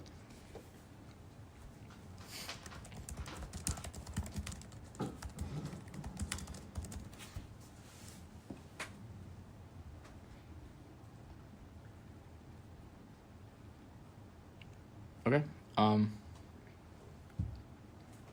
Any other motions? Pass SSB 2024-17-29 by unanimous consent. Any objections? Seeing none, that motion passes. All right. We are now in line for SSB 2024-1730. 5 minutes of presentation for anyone on the sponsors line. Is there anyone? Yes. Yeah, that's me. Nothing. I think it's a great bill. I think it should be passed because it's an issue that a lot of students experience where they run out of flex bucks too quickly. I'm also on the sponsors line. Basically, people like can't have their flex bucks for the following year, but other universities like FSU do incorporate that. So this is just to encourage that to UFs. I would press my time. All right. 5 minutes of Q&A beginning now.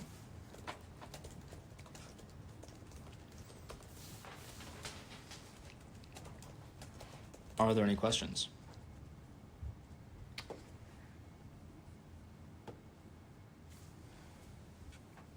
Seeing none, now line for 5 minutes of debate.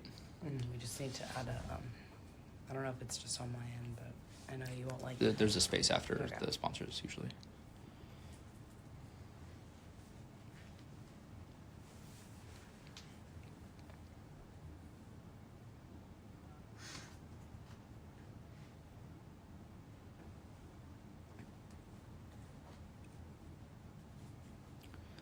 See, this is an encourages situation.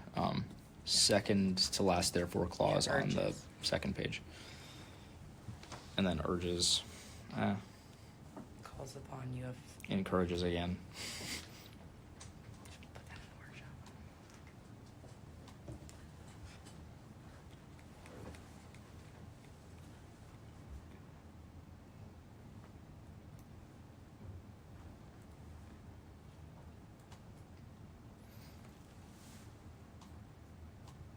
Okay. The last clause is interesting. Asking a university department to provide regular updates to us isn't something we usually put in a resolution. Usually you just communicate with them because otherwise you feel like you're forcing them. Thoughts?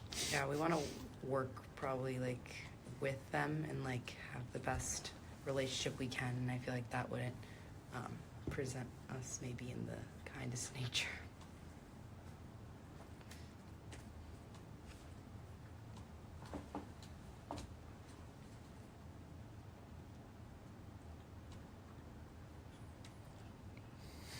This is for which clause? The last therefore clause.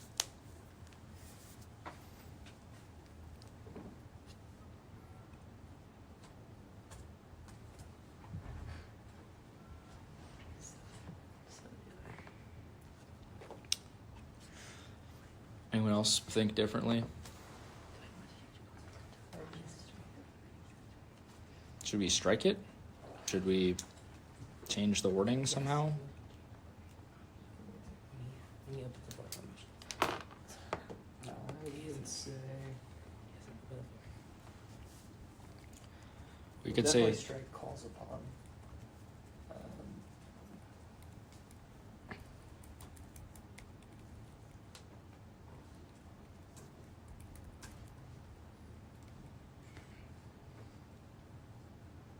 I mean, we honestly could strike the last part because the therefore clause before that pretty much acts as summation of what they want the bill to do.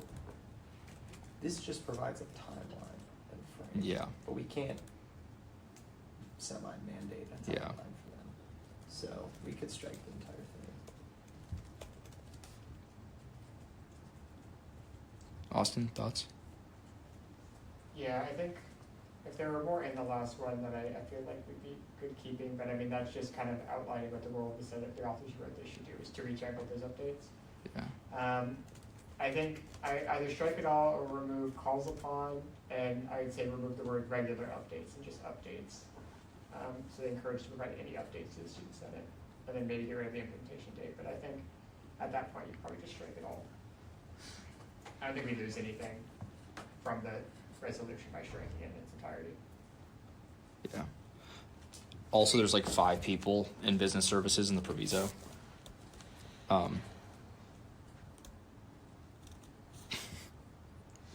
think that's probably too many. You're the VP of Business Services, the Director for Administration and Finance within Business Services.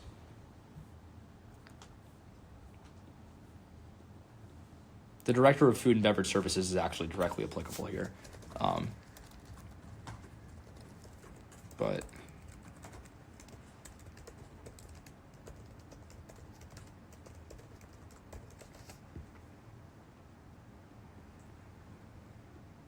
like we're also sending this to the CFO and the Director of Administrative Services under the CFO. I think just the CFOs it would be great. I think that makes sense. But yeah, I think we could strike the last clause entirely. Okay. Because I think that's more of a up to, us talking with business services rather than putting it in a resolution. Yeah, we don't lose anything from that, so. All right. Any more debate? Seeing none, we're now in line for final privilege. Wait my time. All right, we are now in line for any motions at this time.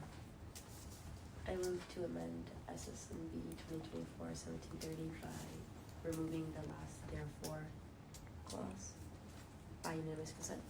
Any objections? Seeing none, that motion passes. Do I hear a motion to amend 1730 to add the word finally in the last therefore clause, so that it says therefore let it finally be resolved, and to also strike the Director of Administrative Services, Administrative Services, Office of the CFO, and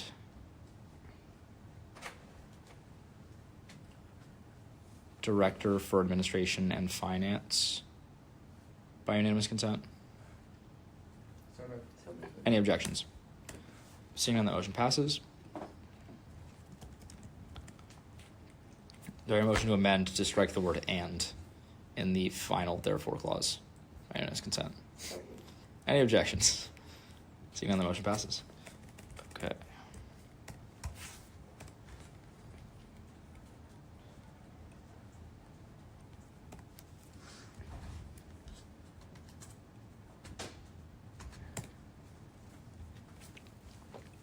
Are there any other motions at this time?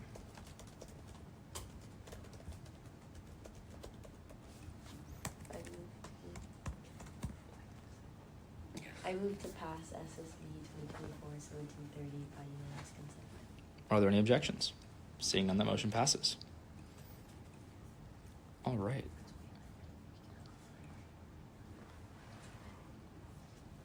Not always, but yeah.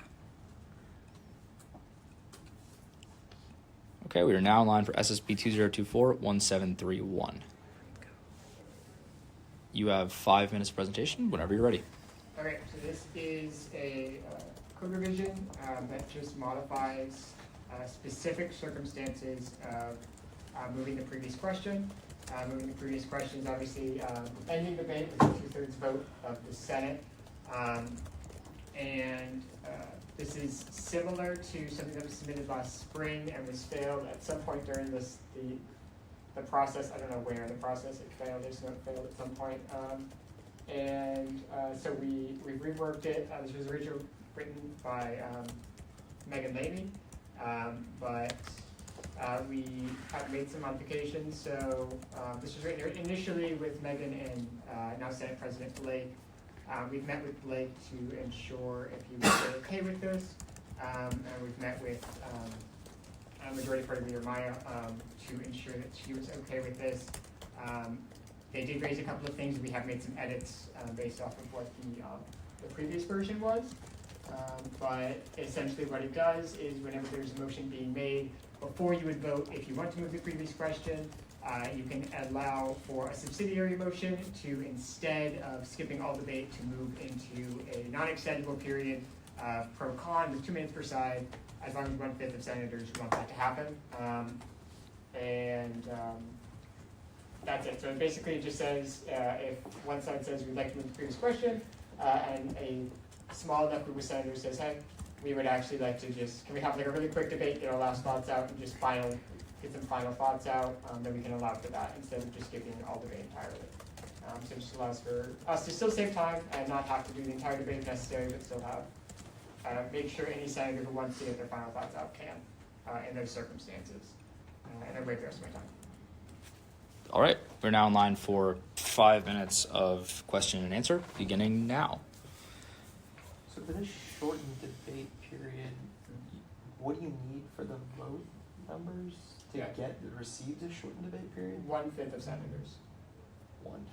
Yeah. Okay. This is based off of the U.S. House of Reps has a very similar procedure for moving the previous question, except any single senator can call for a debate to continue if someone moves the previous question for up to 40 minutes, right?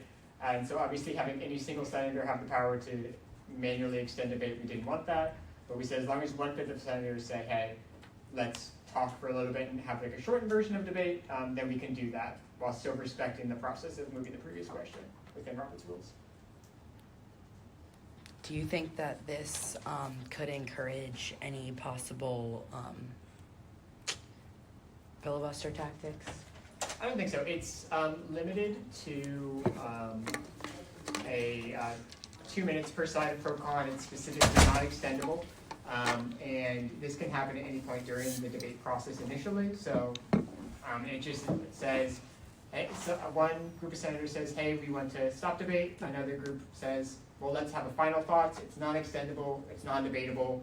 We have a limit of 2 minutes per side, and then we have to go into that final vote. So I explicitly added non-extendable to make sure it didn't turn into something like that. It was just very specifically a let's get final thoughts out, and then move to a final vote. Thanks for clarifying. I think this affords too much power to a small group of senators.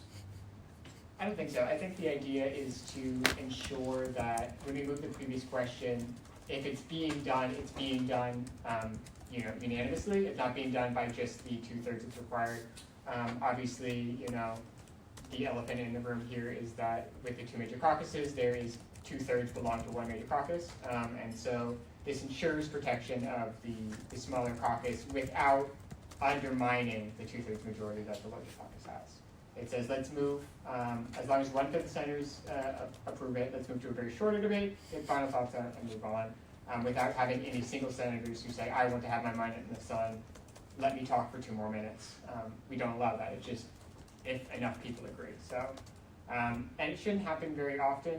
We looked at the last year or so of moving the previous questions, and moving the previous question was objected to 23 times over the previous year. That's not saying how many times moving the previous question was done, but it was objected to 23 times.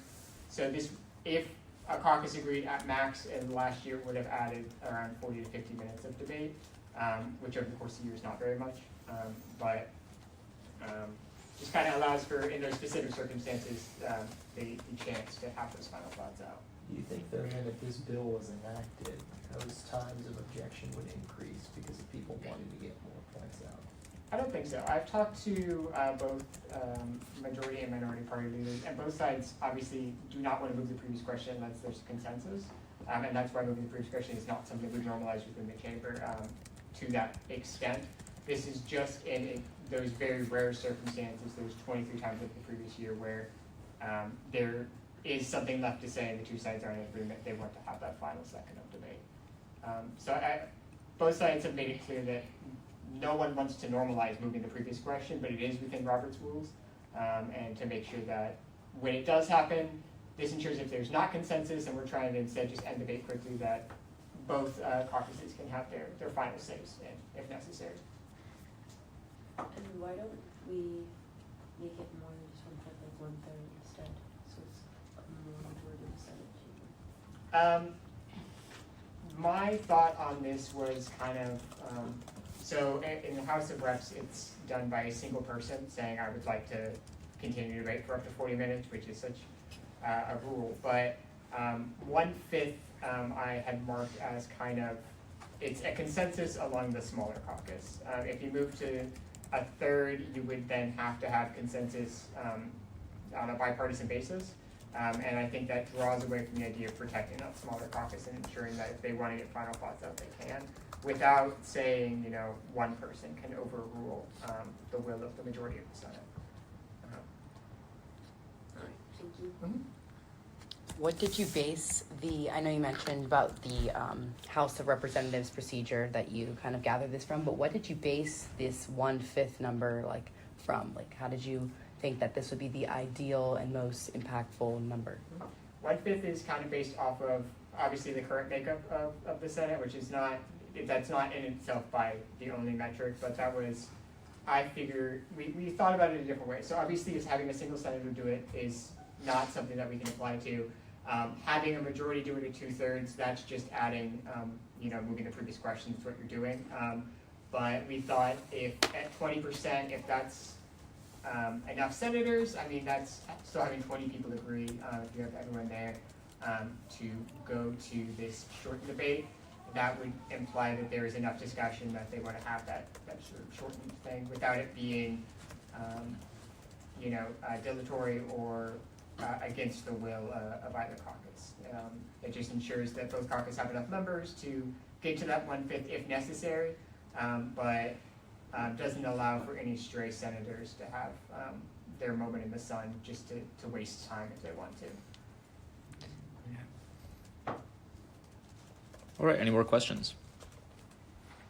Seeing none, we're now in line for debate, beginning now. Well, I'm sure as Austin knows, probably the biggest thing I'd look to harp on is not wanting to waste time within the Senate. I know that the chairman and I worked on some bills regarding that over the summer.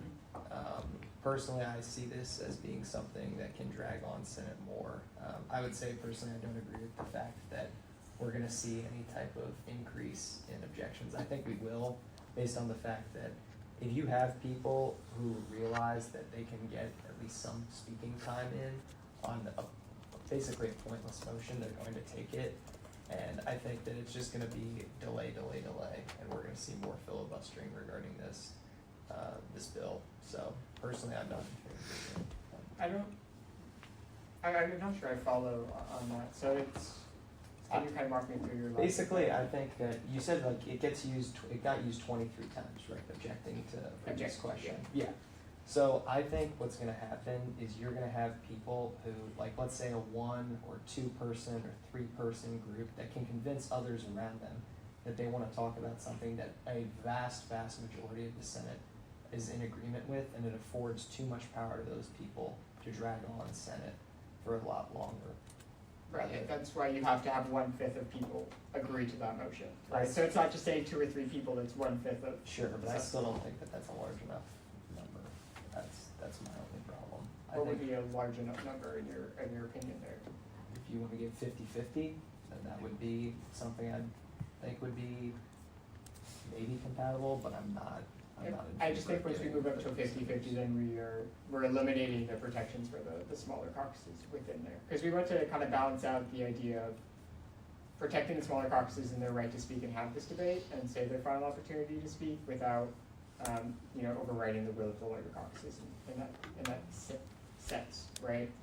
And that's kind of what we're trying to find that balance point here is right now, 1/5 would mean consensus along the entirety of like the change caucus, would be all of their senators voting in unison. So it would not have to be like 1 or 2 people, it would have to be an entire side. Which, yeah, it's moving the previous question has been objected to 23 times in the previous year. But I've had discussions with both minority and minority party leader, and both don't want to normalize both moving the previous question unless they know there is unanimous consent, and they don't want to normalize objecting it and dilatory tactics. When I talked with Max, it was sort of the idea of if someone tries to move it without having unanimous consent, and Max is our Senate minority leader or the minority party leader knows that there is a final thought to be said, then the caucus could agree to have this motion. Otherwise, we would just move the previous question as we always have. When you talk to, who are the sponsors? It's Blake, right, is one of the sponsors. What was Blake's, I guess, reasoning, and what was Max's reasoning in regards to sponsoring the bill? So Blake originally was an author in the previous version, but he has to move down to the sponsor, especially in the light of the, we made heavy amendments to this.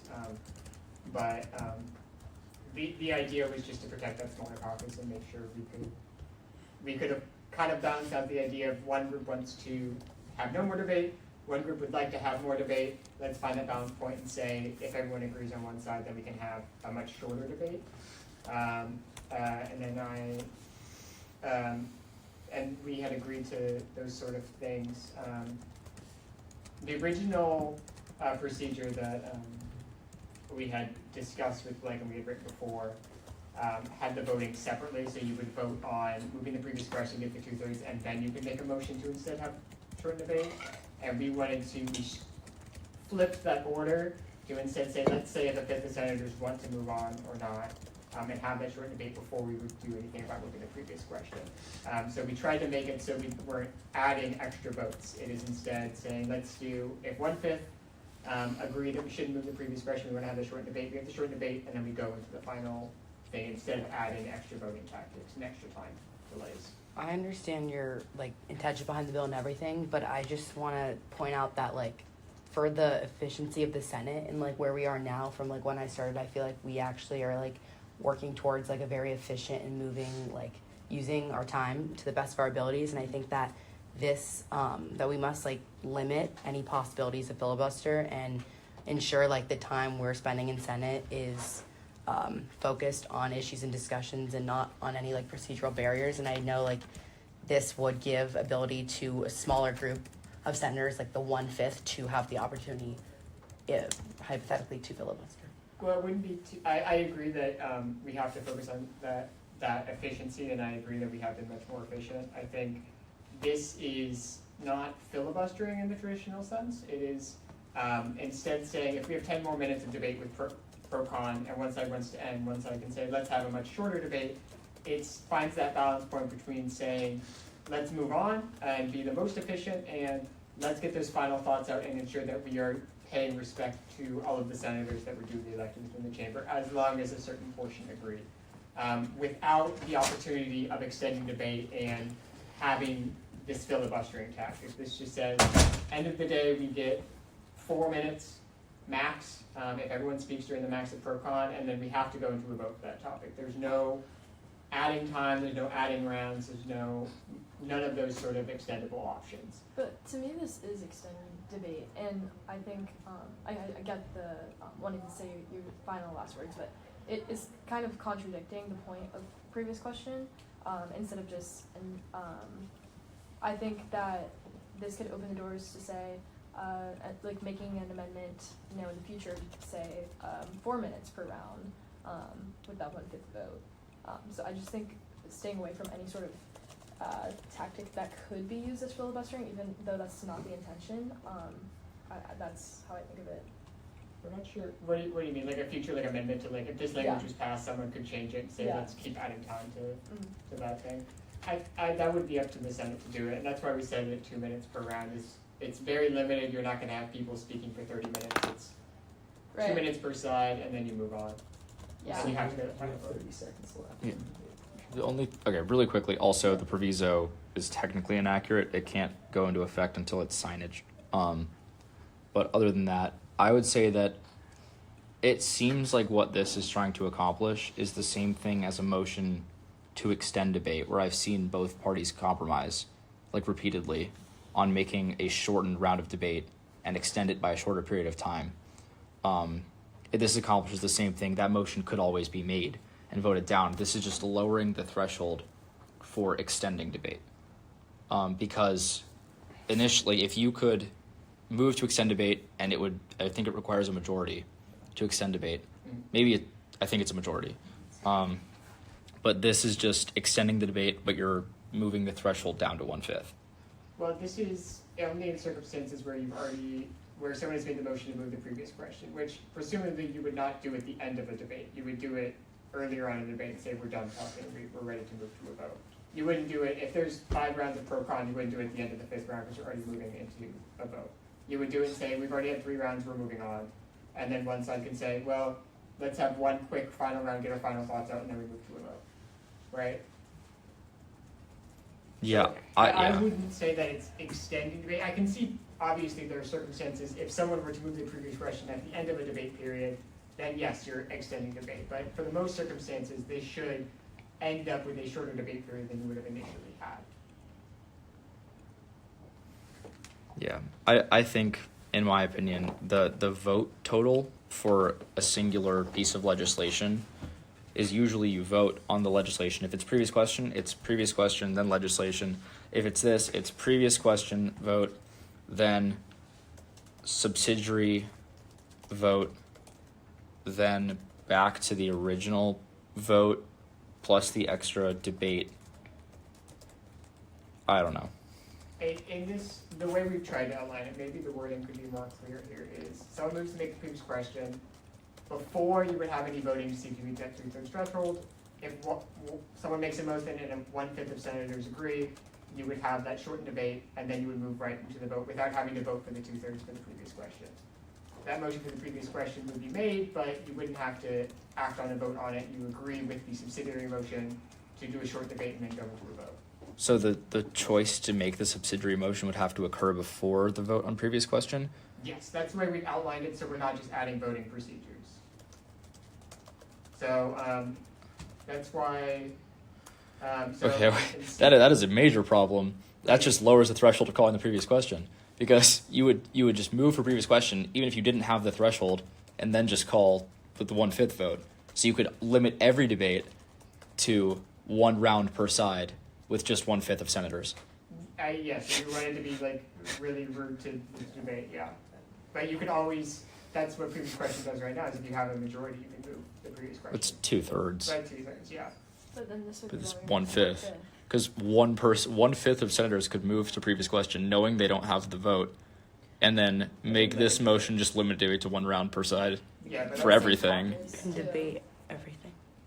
Delayed procedural. Like someone on one caucus. I also know the House has serious filibuster issues, and they have different, like, the Senate doesn't have that procedure, and the Senate has significantly less filibustering. I believe that calling previous question is an important function of the chamber. It's not used sparingly. It's used sparingly. I don't think it's overused currently or has been in the past year. It's not a plethora of situations where that arises. I do think that's a major concern, that 1/5 of senators could limit every debate to 1 round per side. I think we should steer clear from any possibilities of filibustering. As he mentioned, I wasn't even aware of the amount happening in the House, and I feel like we're in a really good place, or working towards a good place in the Senate right now from when I started, and I don't think we should do anything to delay our productive debates and procedural processes if we can. By the way, debate is like minimum of 10 Oh. seconds. Thank you, timer. All right, we're now in line for 2 minutes of final privilege. Whenever you're ready. I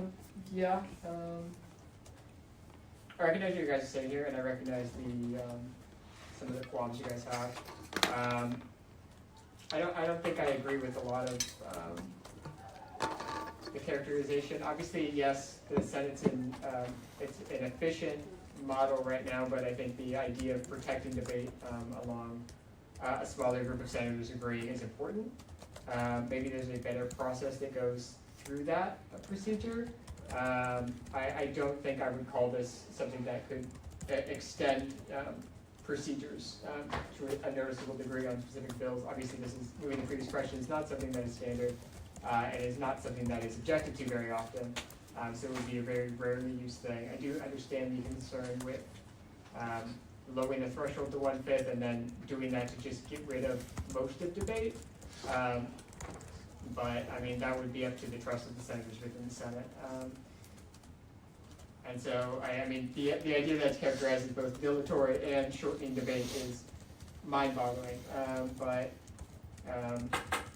If there's a better way of doing this, I'd be happy to do this. Obviously, the intent is clear. The intent is to protect a minority of senators to ensure that their ability to debate and have their thoughts heard out cannot be impacted.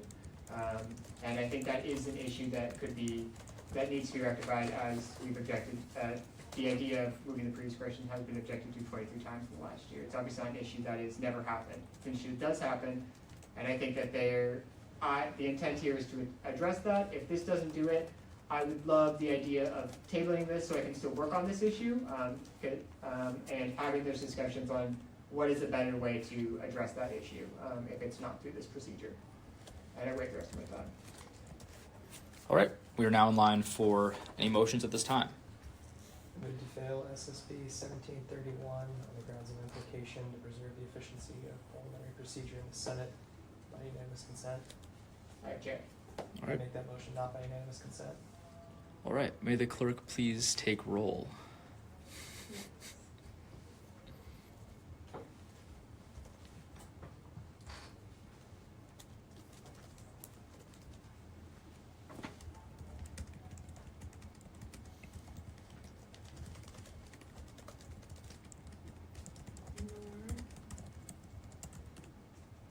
How do you vote? Yes. Rodriguez, Yes. Bravo, Yes. Britton, No.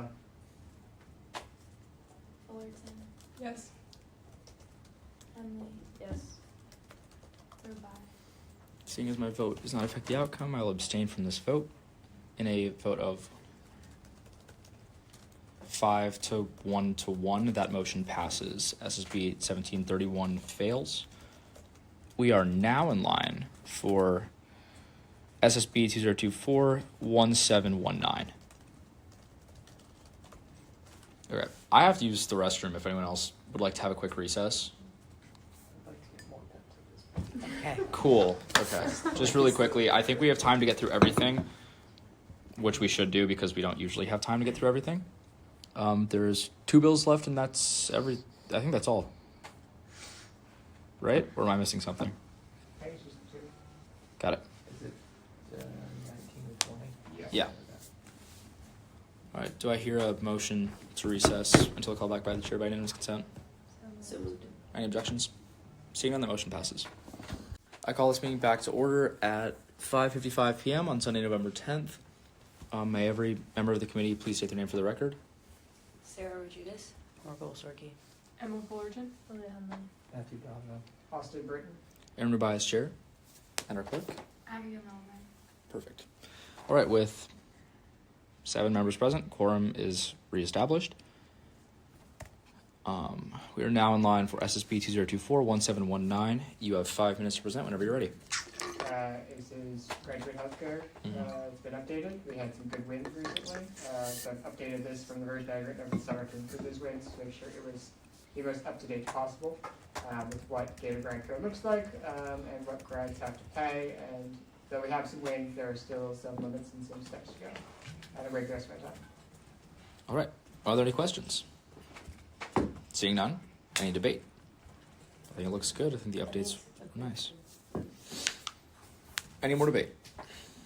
Seeing none, we're now in line for final privilege. I wait. Now in line for any motions at this time.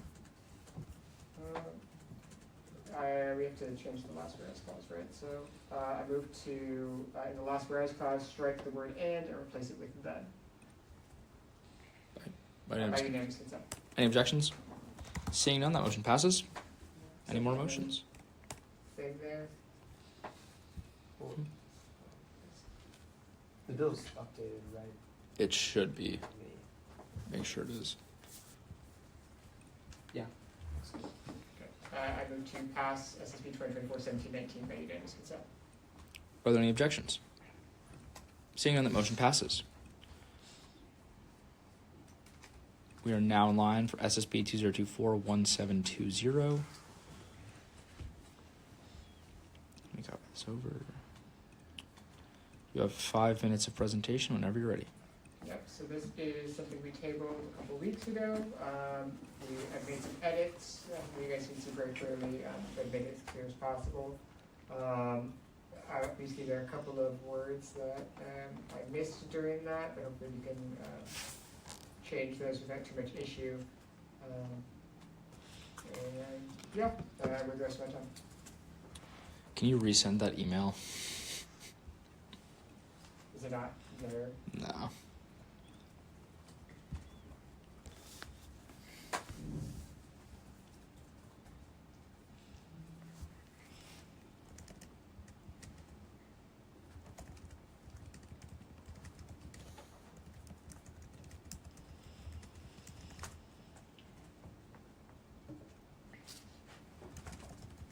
Yeah, it should be reset now. Not that I'll quickly be there, but.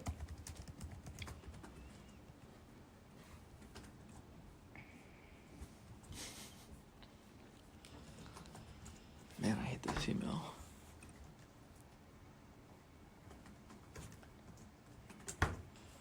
Nope.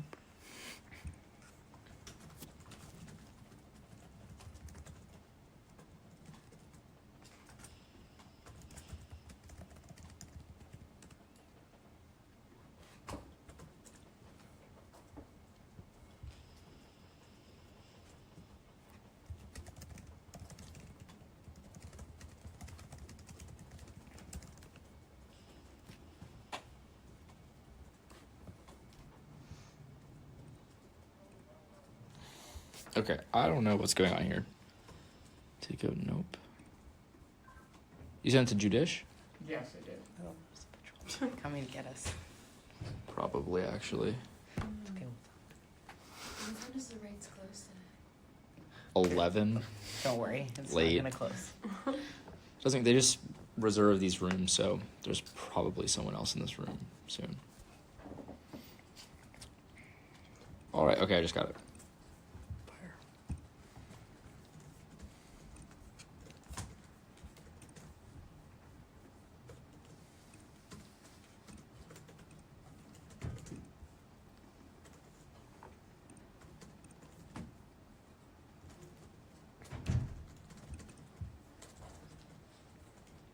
Okay, let's see if that worked.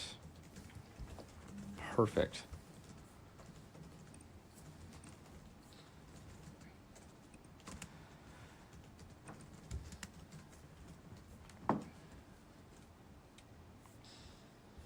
All right, we're now in line for 5 minutes of presentation on SSP 2024-1720. Whenever you're ready. Yep, this is something we've seen before a couple weeks ago, made some changes. You guys can see all that to that. Yeah, I know there's a couple of parts where we need to make some changes, but hopefully it is 99% of the way there. We're great tonight, so make sure it gets to that last 1%. And away very soon.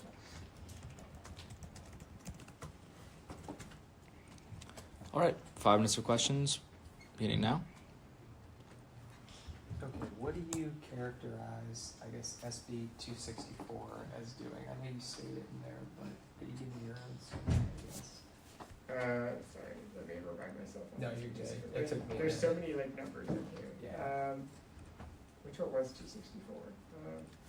It relates to the countries of concern one. That's the one. Okay, so SB 264 is kind of a tee up for SB somewhere in the 800s. So SB 264 reorganizes countries into countries of concern, and then SB 864 applies those countries of concerns in terms of students and mostly employees at the University of Florida, well, throughout the state. But SB 264 is just there to say, like, this is the one that labeled them as countries of concern and what the countries are.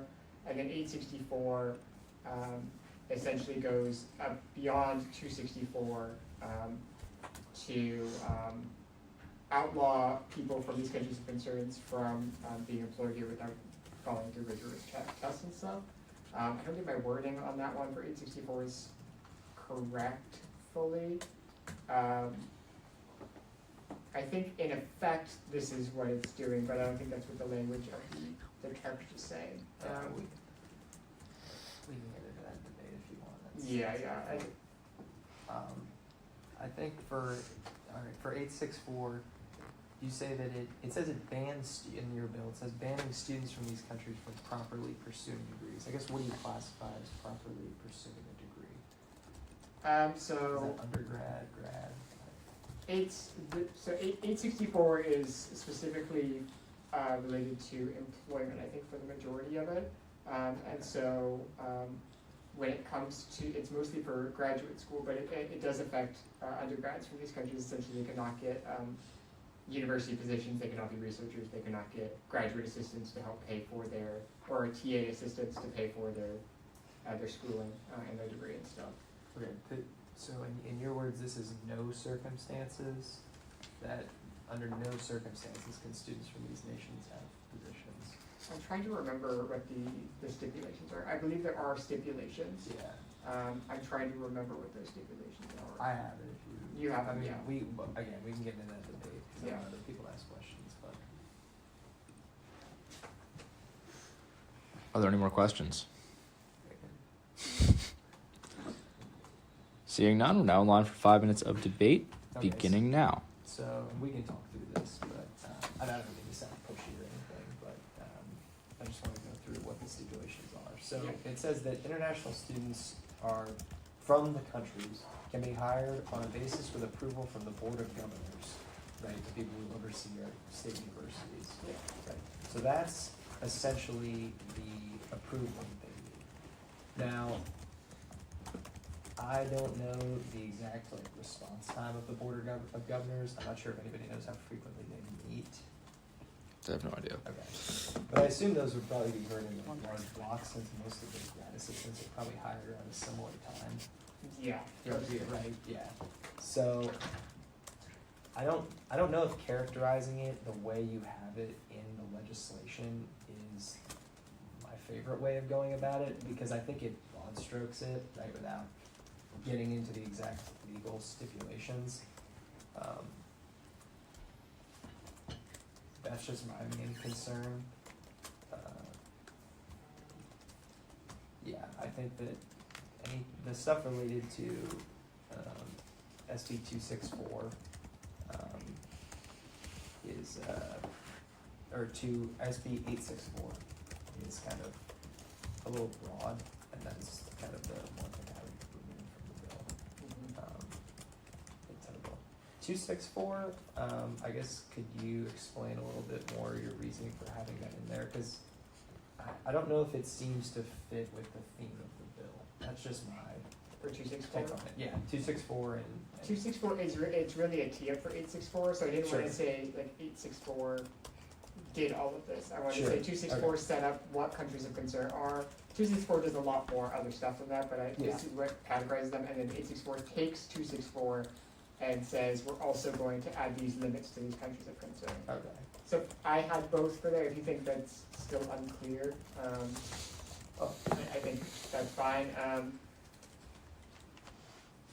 I can say I get why you have them, right? But 264 is ultimately a foreign affairs bill, and I get it's to set up 2864.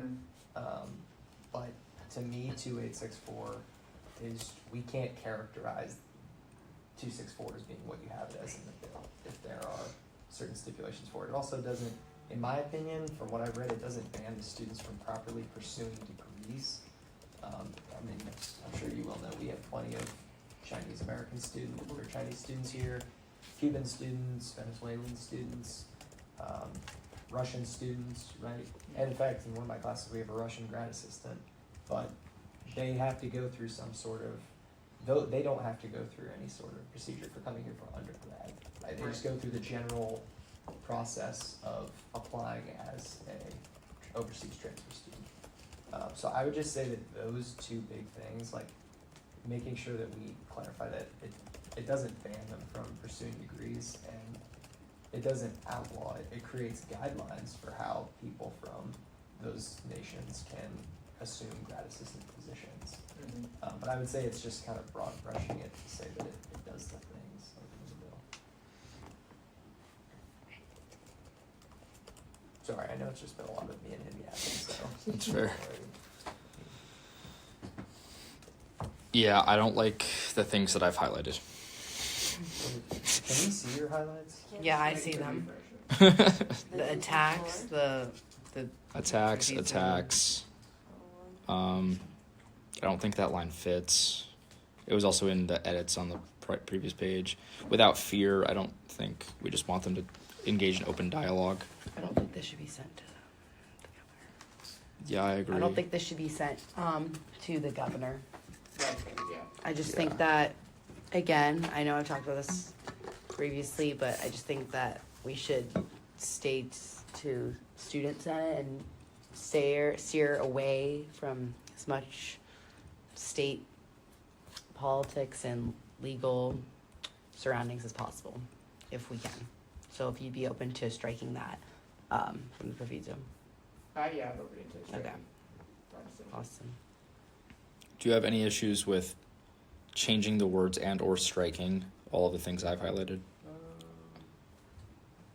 These were all, the last two were one, the last one and then the third to last one were also included in the edit section on the original document. Yeah, those were things where I would have preferred keeping them, but I wanted to have a discussion to say I'm not trying to keep those in if that's an issue for the committee here. I understand that some of those things could be, those are broad strokes, so. Yeah. I'm fine with removing those if that's what's necessary. And then when it comes to SB 264 and 864, in our discussion over here, I understand your concerns here.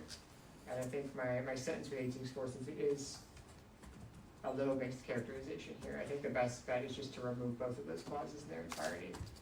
I don't think I did either of those bills justice for 264 and 864 right there. So removing them both in their entirety and making sure we're not going down that line, I think I'm fine with. I appreciate it. Any more debate? Seeing none, now in line for final privilege. Yeah, thank you guys for doing this. I know some of mine come back with some edits and go through couple rounds, but appreciate having the discussions and the honest critiques here to make sure we can get this right as we're going through this process. And I wait. All right. Are there any motions at this time? I move to amend SSB 17 or to 2024-1720 to delete this two whereas clauses at the fourth to last and the third to last whereas clause on the second page, starting with SSB 264 and then SSB 864 by unanimous consent. Any objections? Seeing none, the motion passes. I move to strike the proviso mentioning Governor Ron DeSantis and Morteza Hosseini by unanimous consent. Are there any objections? Seeing none, the motion passes. I move to amend 1720 to change the first instance of the word attacks to say, what did we decide on earlier? I said effects earlier. Yeah, the first attacks to effects, and the second attacks to noting previous legislation regarding.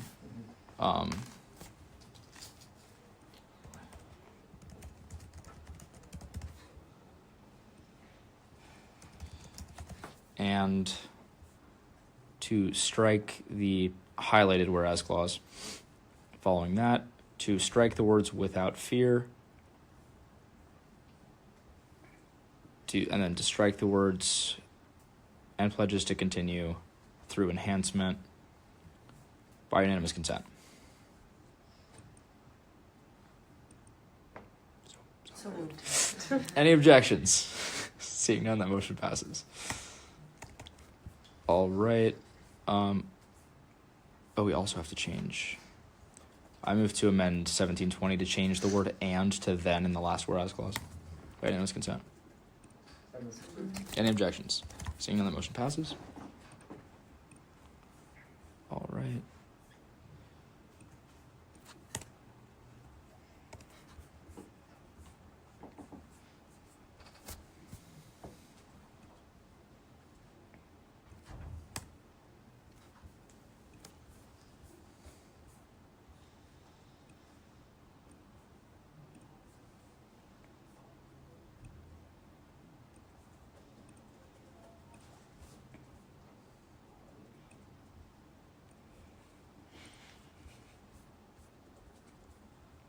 Okay, everyone check it, make sure I got everything.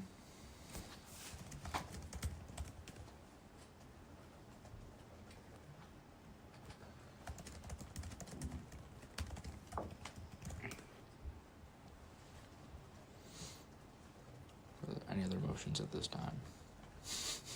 I move to pass SSB 2024-1720 by unanimous consent. Any objections? Seeing none, the motion passes. All right, that is all of the legislation on the agenda. That is the first time that has happened since I can't even remember the last time. All right. That's the last of all the guide acts as well. You don't have to see those things. All right. I adjourn this meeting at 6:13 p.m. Sunday, November 10th. Thank you, everyone.